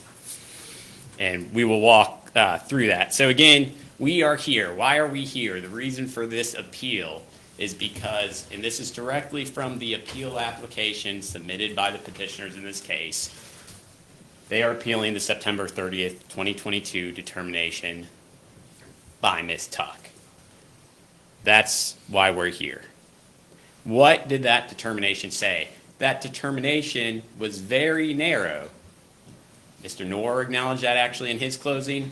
If you look at the letter, it's 3 things. A revised site plan that consolidates all of the residential units in amenity areas into a single building would not be defined as a group development. It would instead be classified as a multifamily building. As a multifamily building, the use is classified as a permitted use provided all other technical standards are satisfied, i.e. height does not exceed 35 feet. And finally, the review of the revised site plan would be ministerial in nature and would be based on the rules in place at the time of application, May 17th, 2021. And you heard Ms. Tuck today testify about these determinations. So what are we asking for? We are asking that the board dismiss this entire appeal for lack of subject matter jurisdiction. And as Mr. Golden just talked to you about, that's essentially saying, for various reasons, the board does not actually have authority to rule on the merits. Subject matter jurisdiction, too, is a threshold question. It's questioning, again, can we review the merits? The answer in this case, our position is no. The board does not have subject matter jurisdiction. To understand that argument better, it's important to look back at what the petitioner's arguments in this case are. They've asserted 5 arguments, and these are taken directly from their PowerPoint slide in their closing and the actual transcript from the closing. Argument number 1, the old rule, which they mean the ordinance in place in May of 2021, does not apply because the May 17th, 2021 application was not legally submitted. And their positions are it was not legally submitted because it didn't include a certified landscape plan and certain local permits and other items. But their argument, again, is it was never legally submitted. Argument 2, the old rules do not apply because the May 17, 2021 application was discontinued when HS Robinhood failed to provide the information reasonably requested by Ms. Eisenhower in May 17, 2021. So again, their argument was, back in 2021, this application was actually discontinued because HS Robinhood did not respond appropriately to Ms. Eisenhower's May 18, 2021 questions. That's argument 2. Argument number 3, again, dealing with the old rules. The old rules do not apply because the May 17, 2021 application was discontinued when Chris Day placed the application on hold on May 18, 2021 for a period of 6 months. Argument again relates to activity all the way back in 2021. Argument number 4, based on the emails that Chris Day sent, transmittal emails that Chris Day sent and cover letters, the revised site plan submitted in October 2021, November 2021, and December 20th, 2021 should be considered new applications superseding the May 2021 application. Again, events related to 2021. That's argument 4. So those first 4 arguments are all saying, hey, Ms. Tuck, the old rules shouldn't apply because of things that happened all the way back in 2021. Fifth argument, then, is that the proposed development reflected in the October 2021 site plan constitutes a group development for 2 reasons. 1, because it depicts more than one building, and 2, because there's a potential short-term rental component that takes it out of the definition of a dwelling because it's now a hotel motel from that short-term rental component. Those are the 5 arguments that have been made in this case and have been presented during their closing argument. Why does the board not have jurisdiction? The first 4 arguments, we will explain, are all time barred. The 5th argument plainly falls outside Ms. Tuck's September 30th determination because it relates to the October 18th site plan, something her determination didn't even have any relationship to, and it couldn't. It didn't exist at the time. So let's explore that a little bit more. You heard today, again, from Ms. Tuck about the initial determination made on dated July 8th. It was received on July 13th, saying that the May 17th, 2021 zoning compliance permit application was no longer valid. But what you also heard from Ms. Tuck is that after that determination was issued, there was a meeting between the town and HS Robinhood.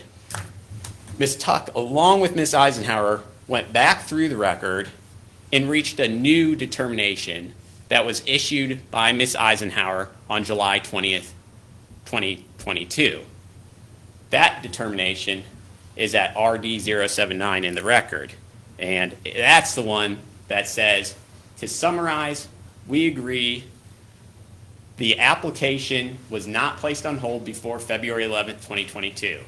As a result, the application will remain valid at least until August 11th, 2022. You heard Ms. Tuck today testify, what's the application this letter is referring to? The May 17th, 2021 application.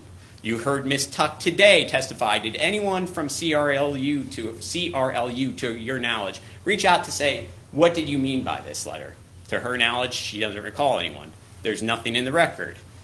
Did Ms. Bernstein reach out asking for clarification about this? To her knowledge, no one did. There's nothing in the record that they did. Did Mr. Bernstein reach out asking for clarification about this? To her knowledge, no one did. There's nothing in the record. So why is that important? Well, as you heard from Ms. Tuck, remain valid meant that the application was properly submitted. So as of July 20th... Object to the mischaracterization of the testimony. I don't think that's Ms. Tuck's testimony at all. That was a direct question that was asked of Ms. Tuck today, is what did that mean? An overrule, and the board will use its Ability to recall the evidence. Yes, thank you. She testified, remain valid means the permit choice remained in place because they submitted a complete application. That necessarily means that the application was not discontinued under North Carolina General Statute 143-744B1, which the petitioners are arguing. So we're going back to their arguments, and we'll start argument number one. Again, the old rules do not apply because the May 17th application was not legally submitted. This is what Mr. Green said during his testimony and in his report. Again, on the top, because the applications were not complete, they were not submitted. Yet on July 20th, 2022, the town issued a formal determination saying the application will remain valid. Those two positions cannot coexist. If it's valid, it was properly submitted. Arguments number 2, 3, and 4, again, dealing with whether or not the old rules apply. In the letter, it says, to summarize, we agreed the application was not placed on hold before February 11th, 2022. It doesn't say between January and February of 2022. It says before February 11th, 2022. And yet, all those arguments are arguments that petitioners have made in this case saying, back in 2021, the application was actually discontinued. It was either placed on hold, or they failed to respond to the questions, or they submitted whole new complete applications that superseded the May 2021 application. Again, those arguments cannot coexist. The application was either not placed on hold before February 11th, or petitioner's arguments. It can't be both. Why is that important? North Carolina law is very clear. Any person withstanding to appeal has 30 days from receipt from any source of actual or constructive notice of the determination within which to file an appeal. That's North Carolina general statute. Petitioners are bound by that. We also have Woodfin's ordinance, which also codifies a 30-day period in which to appeal a determination made by a zoning administrator. The July 20th letter is a determination made by a zoning administrator. Can I ask a quick question here? Are we allowed to ask him questions or wait till he's done explaining it all? Yeah, Okay. wait. Did you No, make I these guess rules? there's I a did- clarification on the advice, because on a motion, I think the board would be able to ask questions Yeah. of the attorneys about their argument. That's what I said. I said, wait till he's done. Sorry, Mr. Yep, Okay, so I can ask him when he's done. yes. Okay. So let him finish his PowerPoint. I would let him finish. Okay. So why, again, just jumping back, why do we have these 30-day time periods in appeals?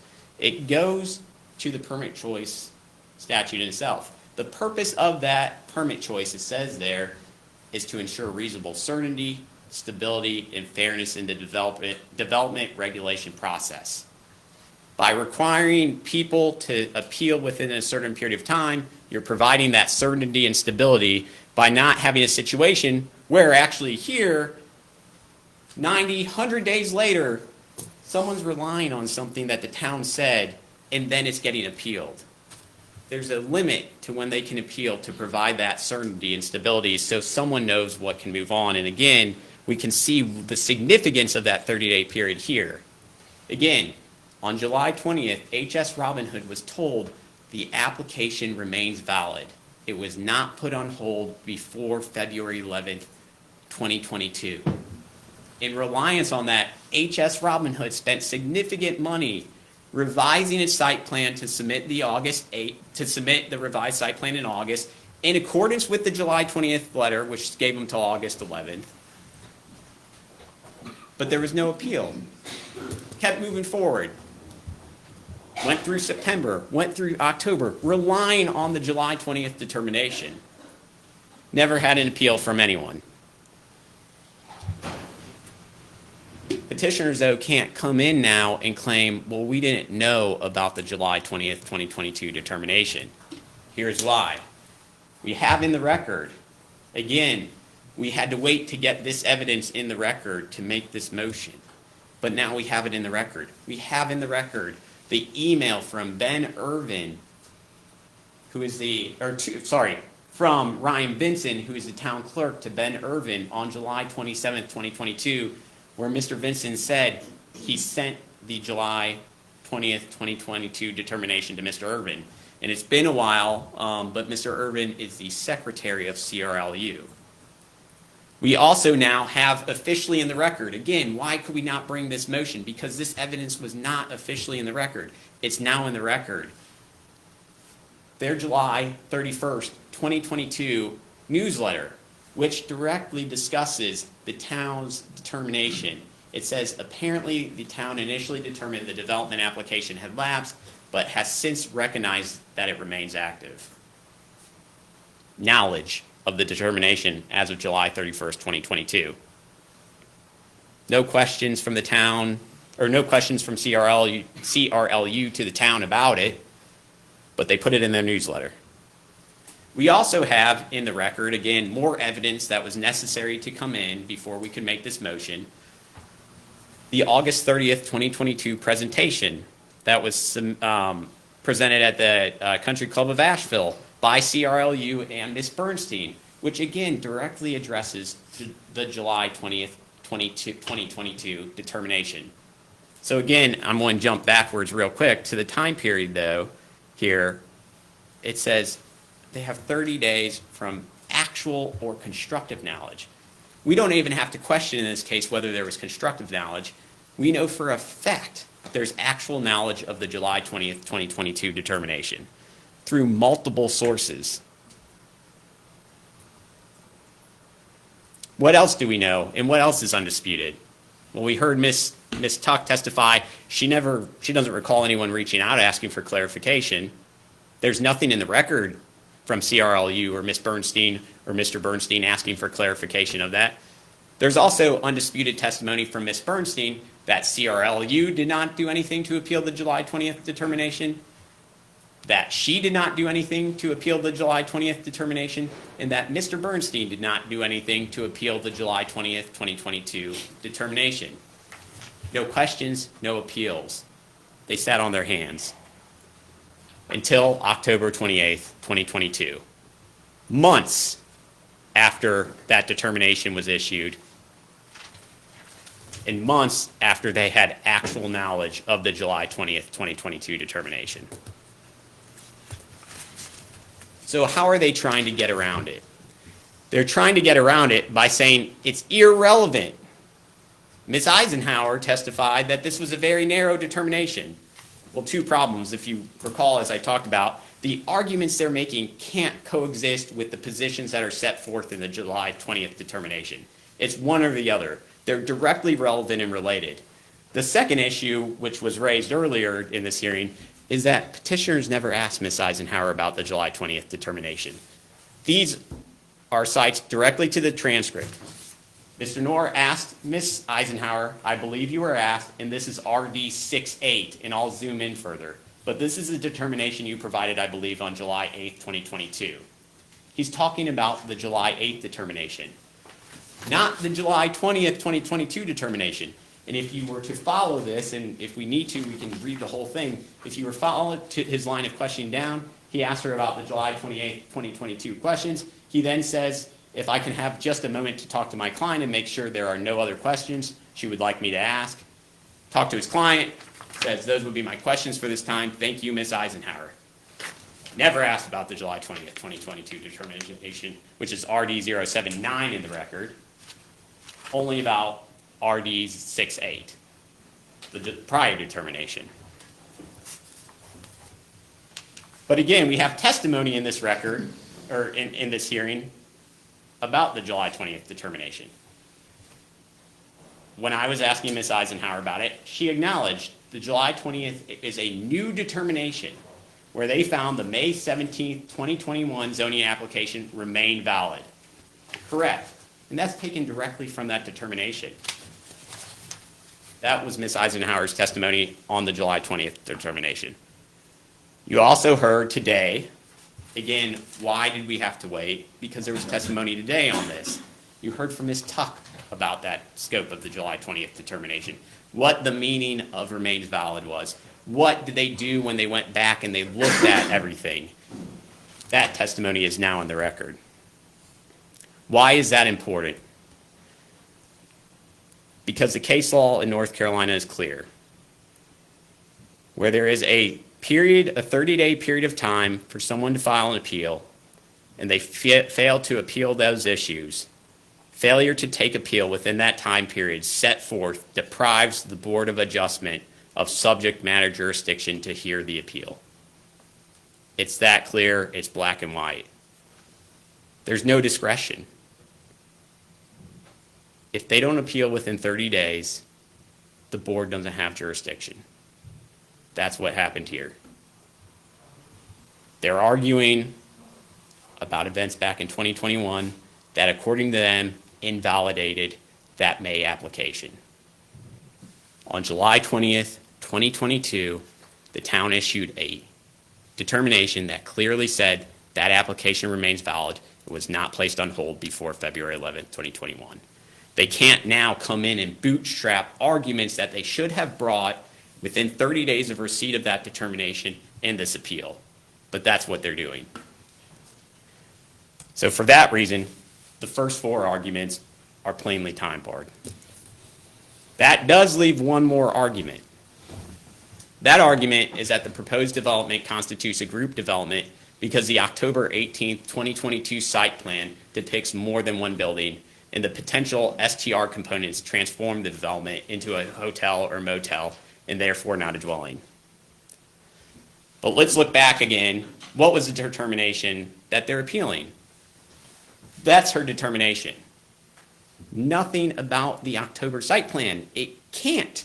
The October site plan did not exist at that time. It's outside the framework of the determination. Not only is it outside the framework of the determination, but petitioners have actually conceded that Ms. Tuck's determinations about, again, a site plan that consolidates the residential units and amenity areas into a single building would not be a group development and would be a multifamily building as a permitted use. Mr. Green, their own expert, got up and testified that's accurate. So if there was a condominium building of 110 units with no short-term rentals, you would agree it would be a dwelling, a multifamily. That's his answer. It would be a multifamily dwelling, correct? Correct. So if the town comes in and says short-term rentals aren't permitted, you would agree that this is now a multifamily dwelling. That's correct. And that is a permitted use under the Mountain Village ordinance, is it not? In my reading of the ordinance, yes. Conceding her determinations are correct. So again, how are they trying to get around it? Well, they're trying to get around it again by not arguing the determination she made, but by arguing that the site plan submitted in October of 2021 does not comply with those determinations because it's multiple buildings and because short-term rental components take it outside the definition of a dwelling. Those aren't my arguments. Those are the arguments they've made in the closing and throughout this entire hearing. Why is it important that it's outside the framework? This goes to what the board's powers and duties are under Woodfin's zoning code.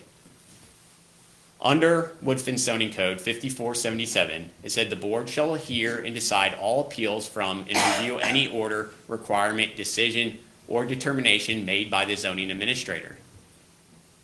The determination made by Ms. Tuck was the September 30th determination. Nothing to do with the October site plan. The board doesn't have authority to under the ordinance to address things that aren't in that determination. It's very clear in the determination she made. And again, going back to what they appealed, this is their appeal application, the September 30th determination. It's outside the framework. And for that reason, the board does not have authority to hear on it. And without subject matter jurisdiction, board can't actually address, even go to the merits.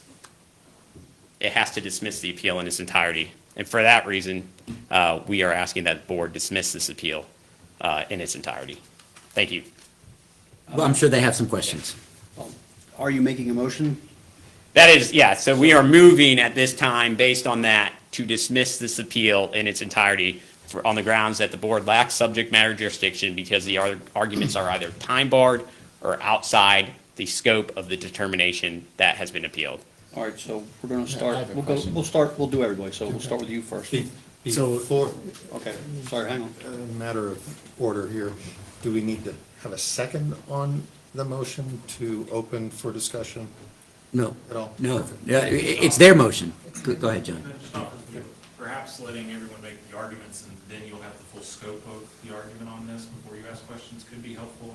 I'm just saying. You mean you? Hear your side? Yeah, exactly, Yeah. before you start asking clarifying questions.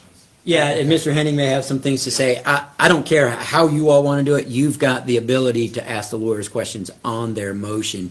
You've just heard what Mr. Portnoy said. You all wanted to ask the questions right in the middle of his presentation. I didn't think that that would be appropriate because there's 5 of you, not just a single judge. If you want to ask questions, you're welcome to ask him, and when Mr. Noor comes up, you can ask him.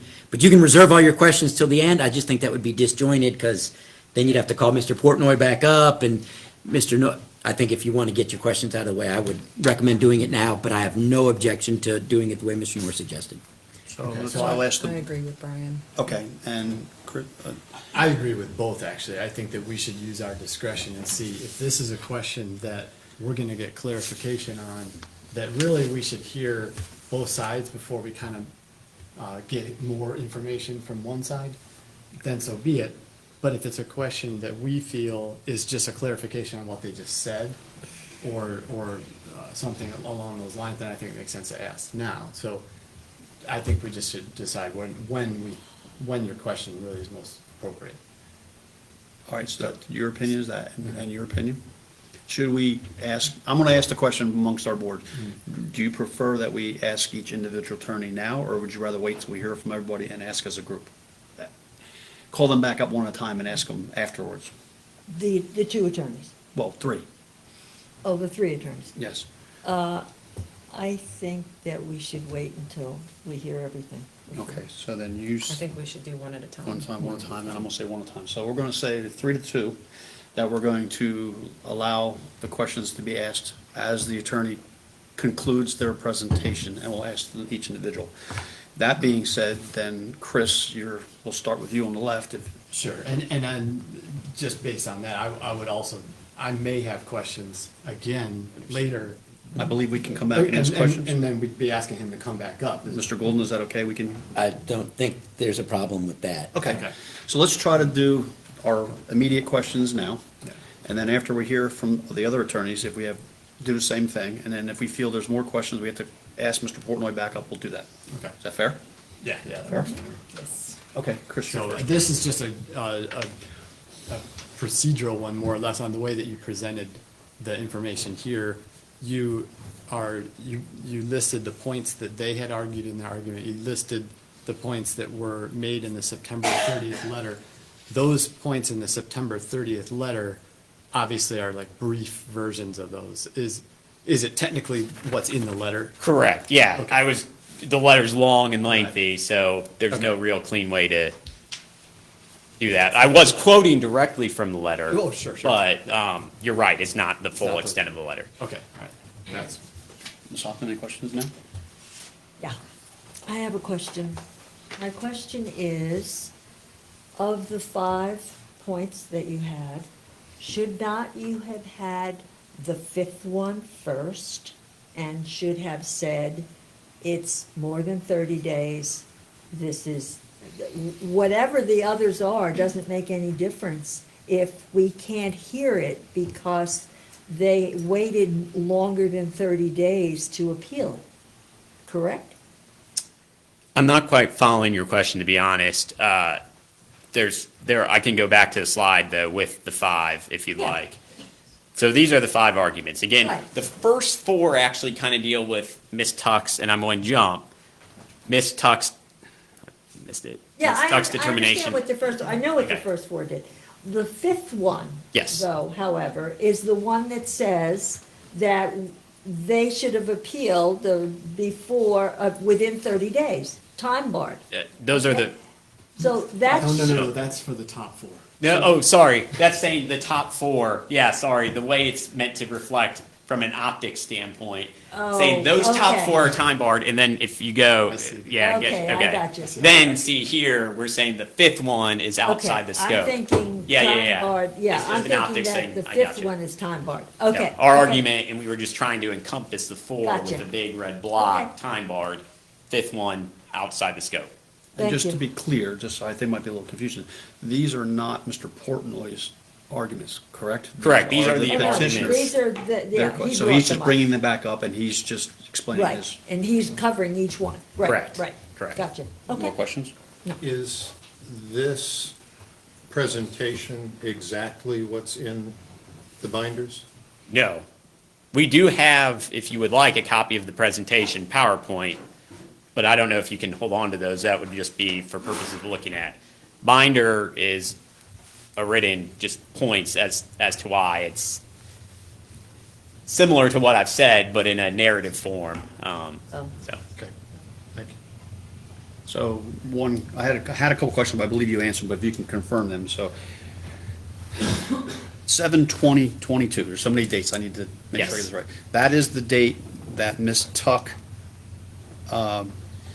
notified, or I should say, that is the date that the applicants were notified that the application is not on hold. They received, we're saying 7/20 is when they received it? Correct, and I can pull those up. It's July 20th was the issue, sorry, That's a determination, I think. that's that was a the word. determination where they are saying the application remains valid. I apologize for, there we go. It's this letter. The application remains valid. It was not placed on hold before February 11th, 2022. That's the determination we're saying. Based on the arguments they are asserting here, where they're saying May 2021 application is invalid based on events that happened in 2021. If that's their positions, they should have raised it when this determination was issued. What they've now tried to do, our position, is bootstrap untimely arguments into an appeal of a September 30th determination, which is much narrower in scope and not related to the validity of the May 2021 application. This is a determination that deals with the validity of the May 2021 application. And the official documentation, which I believe you showed, when the appeal was filed, was 10/28/22? That's their appeal, that's correct. That's in the record, and I would have to bring it up. I think you did have it up there, and that would be Yeah. 90-plus days. Correct, and it does, yes, correct, and it runs from actual or constructive knowledge. Our position is, again, they received actual knowledge when the letter was sent to Mr. Irvin, who's the secretary of CRLU, on July 27th. So it would run from there, or at the latest, in our opinion, July 31st, because that's actually the date that CRLU issued the newsletter addressing it. And Mr. Bernstein, as we heard through the testimony, again, evidence that was necessary to get in the record before we could bring this. Mr. Bernstein's on the board of CRLU, and actually, I think his name appears on many of those newsletters. So they had the latest actual knowledge July 31st. So there is that 11-day leeway, but regardless, July 31st to October 28th is substantially longer than 30 days. It's 90 or so days. So, yes. But the October 28th is within 30 days of the September 30th to that date. Correct. The issue is they are bootstrapping arguments that relate to the July 20th determination by trying to bring them in on that and arguing as to the validity of the application. The determination that dealt with the validity of the application is the July 20th determination. Okay, that's all the questions I have. Ms. Gosnell? I don't have any yet. Okay, Mr. Hanson? Okay, do we have to go back, Chris? Everybody's good? No. So right now, we have no further questions for Mr. Portnoy. So next step would be, Mr. Chairman, I'll be very brief. The town's purpose in participation in this hearing from the start has been to demonstrate that its belief that its officials made a proper determination, and we believe we've done so through the case that we presented to the board already. And so the town will stand on that case, and that's, will be the decision of the town. thank you. Brings us to Mr. Noor. Now, to be clear, Mr. Noor is responding to the motion, is that correct? So we're all on the Only same to the page? motion. Okay. Everybody on the board good with that? Yeah.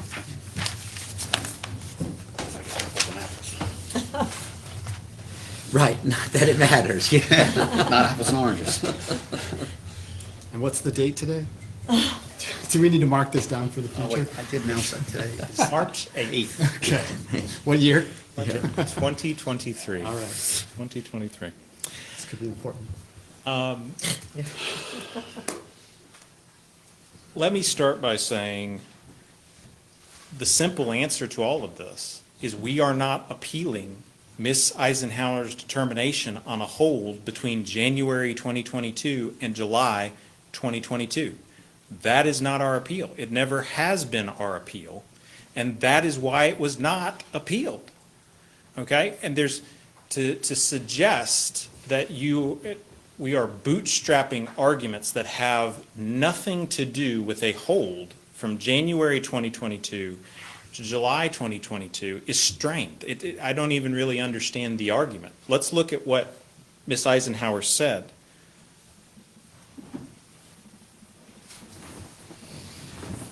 This was in response to the determination she made earlier. You heard the testimony.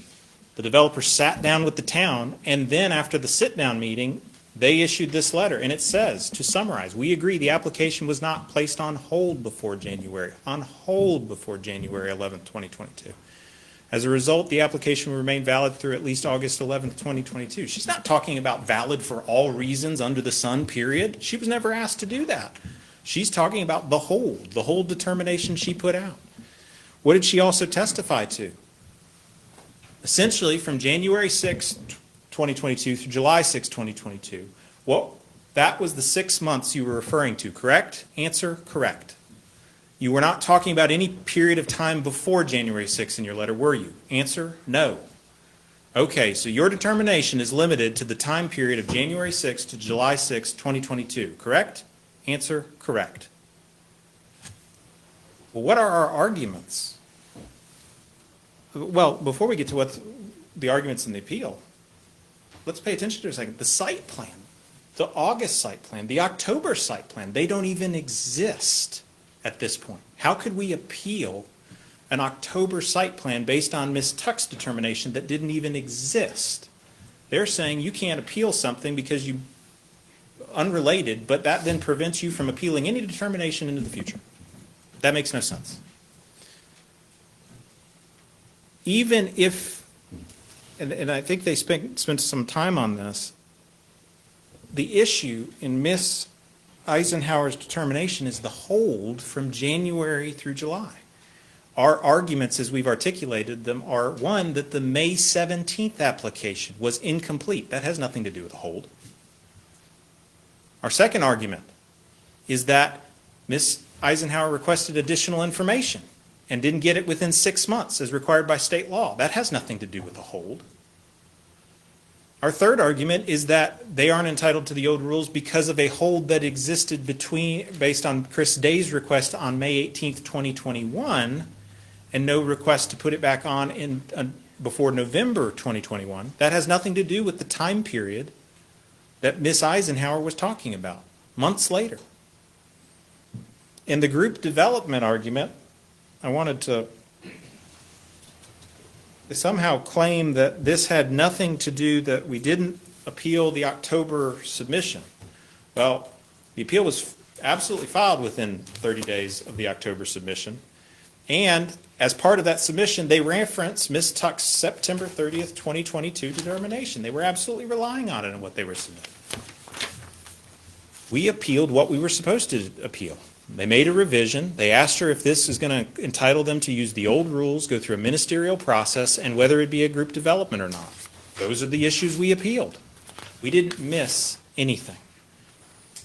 I'd also point out that our appeal is of the town's determination. Okay? If there was really any merit to this, wouldn't the town be arguing that we're not even the right people to be here today because we missed our deadline? Why would we have sat through 7 days of hearing if we'd missed that? If it was so crystal clear that we'd missed this. Why did we sit here and listen to all of this, all of the evidence, until now? And the answer is because it's not. Ms. Eisenhower's determinations about the hold have nothing to do with the appeals we filed and the issues in our appeal. This is an attempt to try and not have to address the problems with this appeal by arguing that we failed to appeal an irrelevant determination. So I'm happy to answer questions that the board might have, but the simple answer is that's not what our issues are. And a hold that Ms. Eisenhower clearly said in her testimony and is referenced in her letter deals with a very limited 6-month period, cannot bar someone from ever being able to appeal any determination related to a project that we know went on for over a year in its evolution. And again, I'd ask you to think about the fact, how could you appeal, again, October 2022 submission, how can you appeal that? How can you appeal Ms. Tuck's September 2022 determination if they don't exist? They don't exist. And their argument is, you never do. That's just not the law. And there's not a case that he cited to or provided you that says that's the law. If this was a legitimate argument, you would have heard about this on day one. And it would have been raised then and asked for a ruling at that time. That's how this typically happens. Not asked to sit through 7 days of testimony to raise it at the end. It's not a legitimate argument. It's not based in law. It's not based on the facts and the issues that we've raised in the appeal. We ask that you deny the motion. Okay. Ask the board. Chris, do you have questions for Mr. North? I don't. Okay. Ms. Hoffman? No, no. All right, so I have maybe a couple. So I'm a little confused, we're going to say. You're saying that his motion is not correct because what he's saying you were appealing, you're not appealing. Did I say that's correct? That is one of the arguments. I guess there's, Not the only one. I hear two different testimonies as to what the appeals actually are. And just to clarify, because I know Brian might say this, is I'm not giving you testimony. But what our arguments are, our appeals, were related to Ms. Tuck's September 30th, 2022 letter. Our appeals are not about Ms. Eisenhower's July 20th, 2022 letter that says for a hold between January 2022 and July 2022, we agree with you now that it wasn't actually a hold. That is not what we appealed. We appealed other issues that were resolved by Ms. Tuck in a letter that happened months after this. There is no way that this could keep us from appealing a determination that didn't occur for months after that. And even more importantly, Ms. Eisenhower was very clear about what she was talking about. They want to latch onto this last sentence here that says, as a result, the application will remain valid for at least until August 11, 2022. Well, that must mean valid for all reasons whatsoever, not even things that we talked with you about, not even things that were in your past letter. We should just be able to rely on this, and it means it's valid, period. There's no basis in law for that. They didn't cite a case to you that says that's the case. Again, Ms. Eisenhower was clear. It was about a 6-month period. It has nothing to do with what we're challenging. We're not time barred. We're not bootstrapping. We're not making this argument. You did not hear us argue that Ms. Eisenhower was right about this hold from January 2022 through July 2022.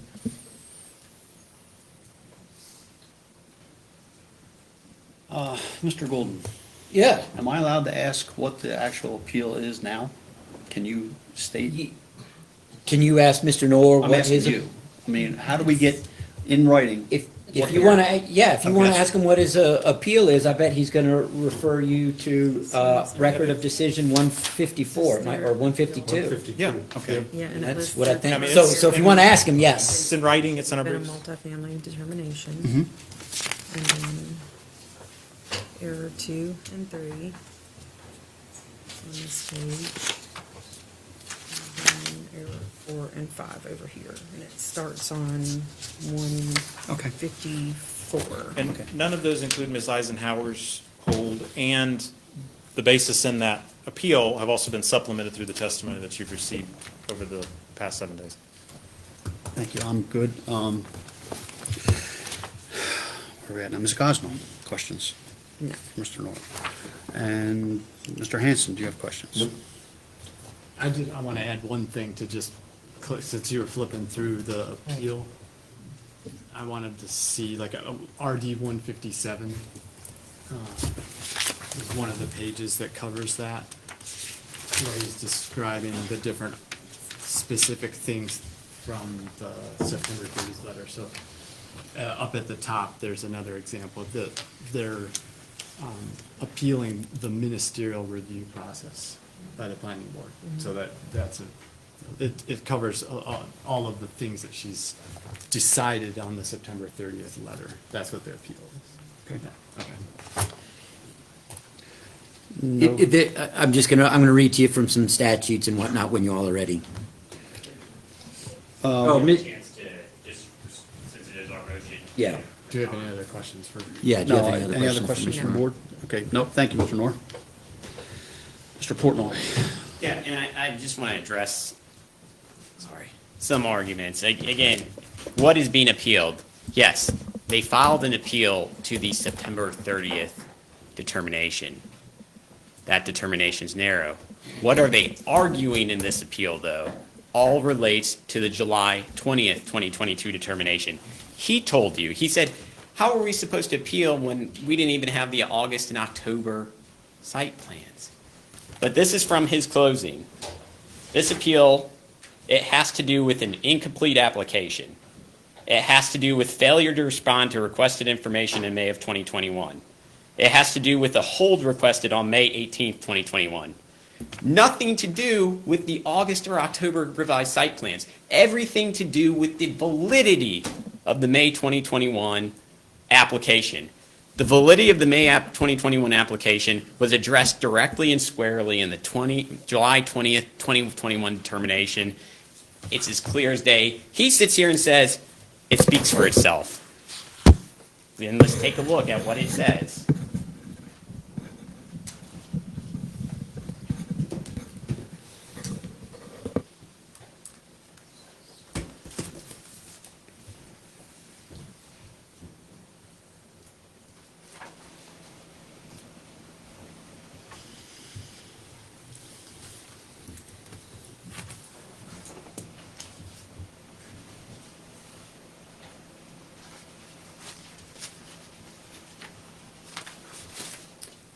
Will we have a chance to deliberate before, when we make our decision on the motion? yes. Okay. Oh, is it popping up? No, so I won't ask fellow board members. See, it's on my computer, but it's not.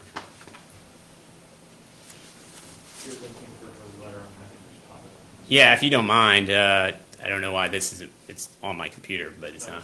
That's her letter. The application was not placed on hold before February 11, 2022. There's no prior time period, just says on hold before February 11th. Again, closing statement. It has to deal, he's saying this appeal has to deal with a hold requested on May 18th, 2021. It was not placed on hold before February 11, 2022. That's directly from their closing. I don't know how they're not related. I don't see how they can make that argument. As a result, the application will remain valid at least until August 11th, 2022. Valid. This appeal has to do with an incomplete application at every level. That argument deals directly with the validity. So what they're trying to do is say, we're appealing her September 30th determination. But what they're really doing is trying to make the arguments that were already addressed on July 20th, 2022. It's that clear. He also talks about, well, Miss Eisenhower's testimony. But as I already addressed and what he has failed to address again, that testimony related to a prior determination. It didn't relate to that determination. The testimony in the record on that determination was presented tonight. Again, a reason why did we have to wait? Could have been the first date. It couldn't have been. There was no evidence in the record to support this until the evidence was all the way in the record. Evidence in the record remained valid, meant that it was a submitted application as of May 2021. That was her testimony. It again goes directly to the very arguments I just read to you in his closing. So they could sit here all they want and say we're appealing her August 30th determination. But what they're really doing, based on the arguments they've made throughout this hearing, is appeal and challenge the determinations made in that letter. Thank you.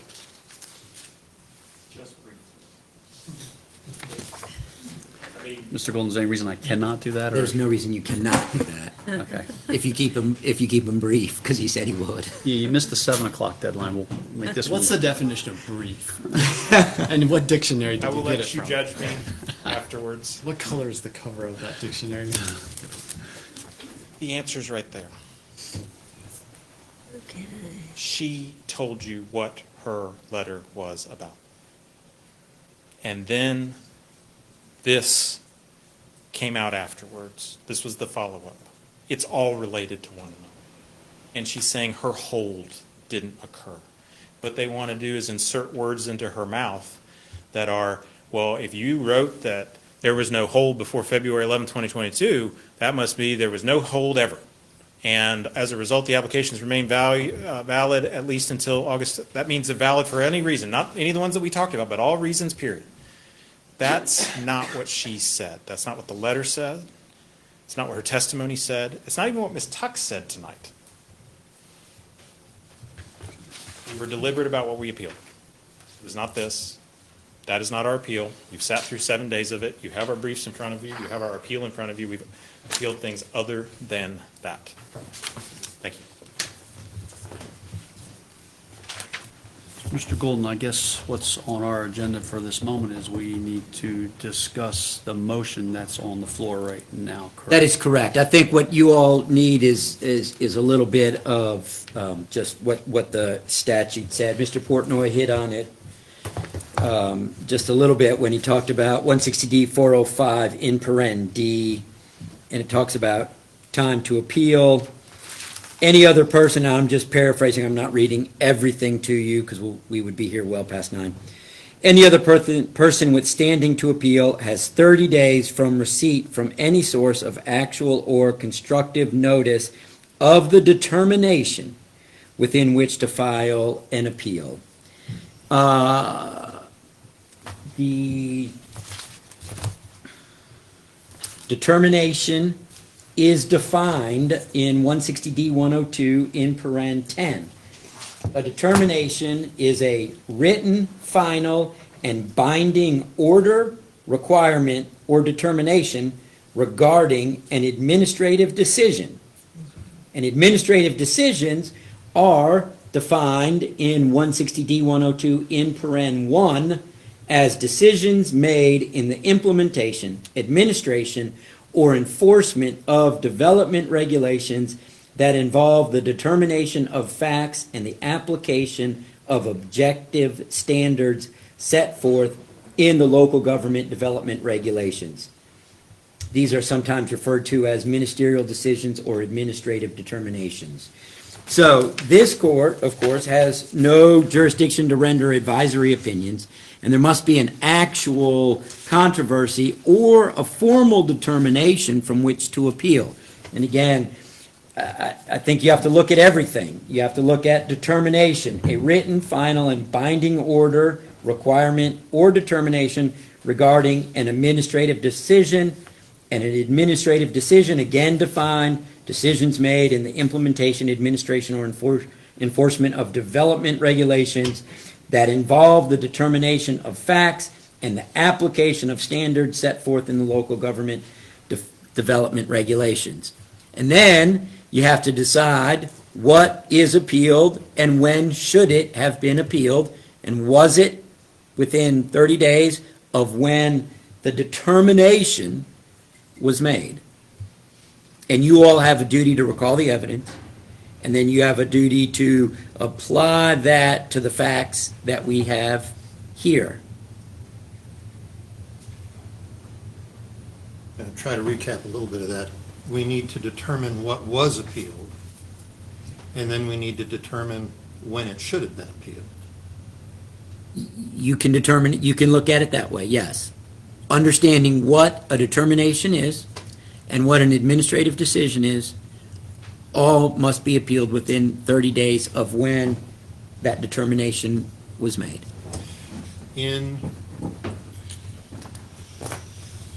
So is the appeal, I think this pertains to this motion as well. The formal appeal, is it a complete, there are 5 points. Can 3 be, okay to appeal and 2 not be okay to appeal? Can we rule some out and not all, or is it an all or none? Pass that. I think you could, there's 5 points that were raised in his appeal, Right. errors number 1 through 5, and you are the decider of the facts. So I think if you think some of them should fail and some of them should go forward, So I think you've got the authority, the ability to do that. okay. So we have a motion to, a request to say that we're not allowed to hear this. Right, the motion is to dismiss it for lack of subject matter jurisdiction. Basically, you don't have authority to hear it. Are there any other proceedings that are going to happen before we come to our final conclusion otherwise? Does anybody else have to speak tonight before we go on to the, If you all can decide this subject matter issue within the next 10 minutes, Mhm. I didn't hear Mr. Portnoy close his case, but I'm Well, we would present a closing on the merits. Yeah. you know, the decision. Okay, so you- We don't have but any other- no more witnesses, so the only thing that would remain would be his closing on the merits. okay, so we're not making a final decision right now. We're just doing the motion right now. If that was your question, I didn't understand your question, I I'm sorry. apologize. Yes, you are only doing the motion now. Okay, because I'm one sorry. was going to roll right into the next, but if there's going to be another matter coming up, then we will only do just the motion at this point in time. Yes, and I apologize, I misunderstood. No, your And no, then question. I you was- continue to till tomorrow, right? Yeah. There's no way Mr. Portnoy is going to be able to do his closing arguments after we deliberate, or after you all deliberate for. So right now, the matter at hand is to decide whether to dismiss the case or not from us here. Dismiss us hearing the Approve case. the motion or deny the Yes. motion. Okay, so now these are open conversations when we deliberate, correct? Yeah, and how do we want to do this? I like your organization, go down the road and, I'd like let's talk. just a few minutes to look at it, just a couple of minutes to get my Okay. thoughts together. Okay. Can I see your page 150? I was missing some pages. Okay. Did your dog eat your homework? Yeah. Earlier. I can't remember what pages they were. It was one of the last revisions.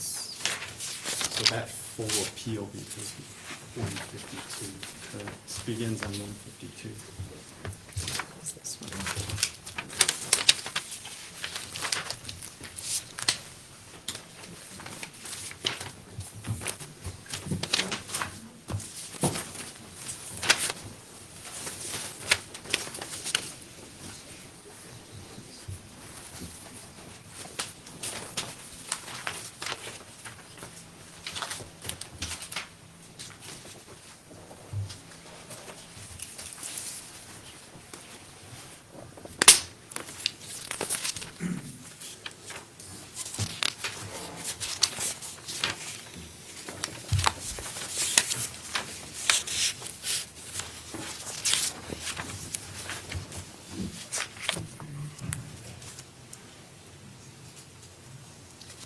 Good. Thank you.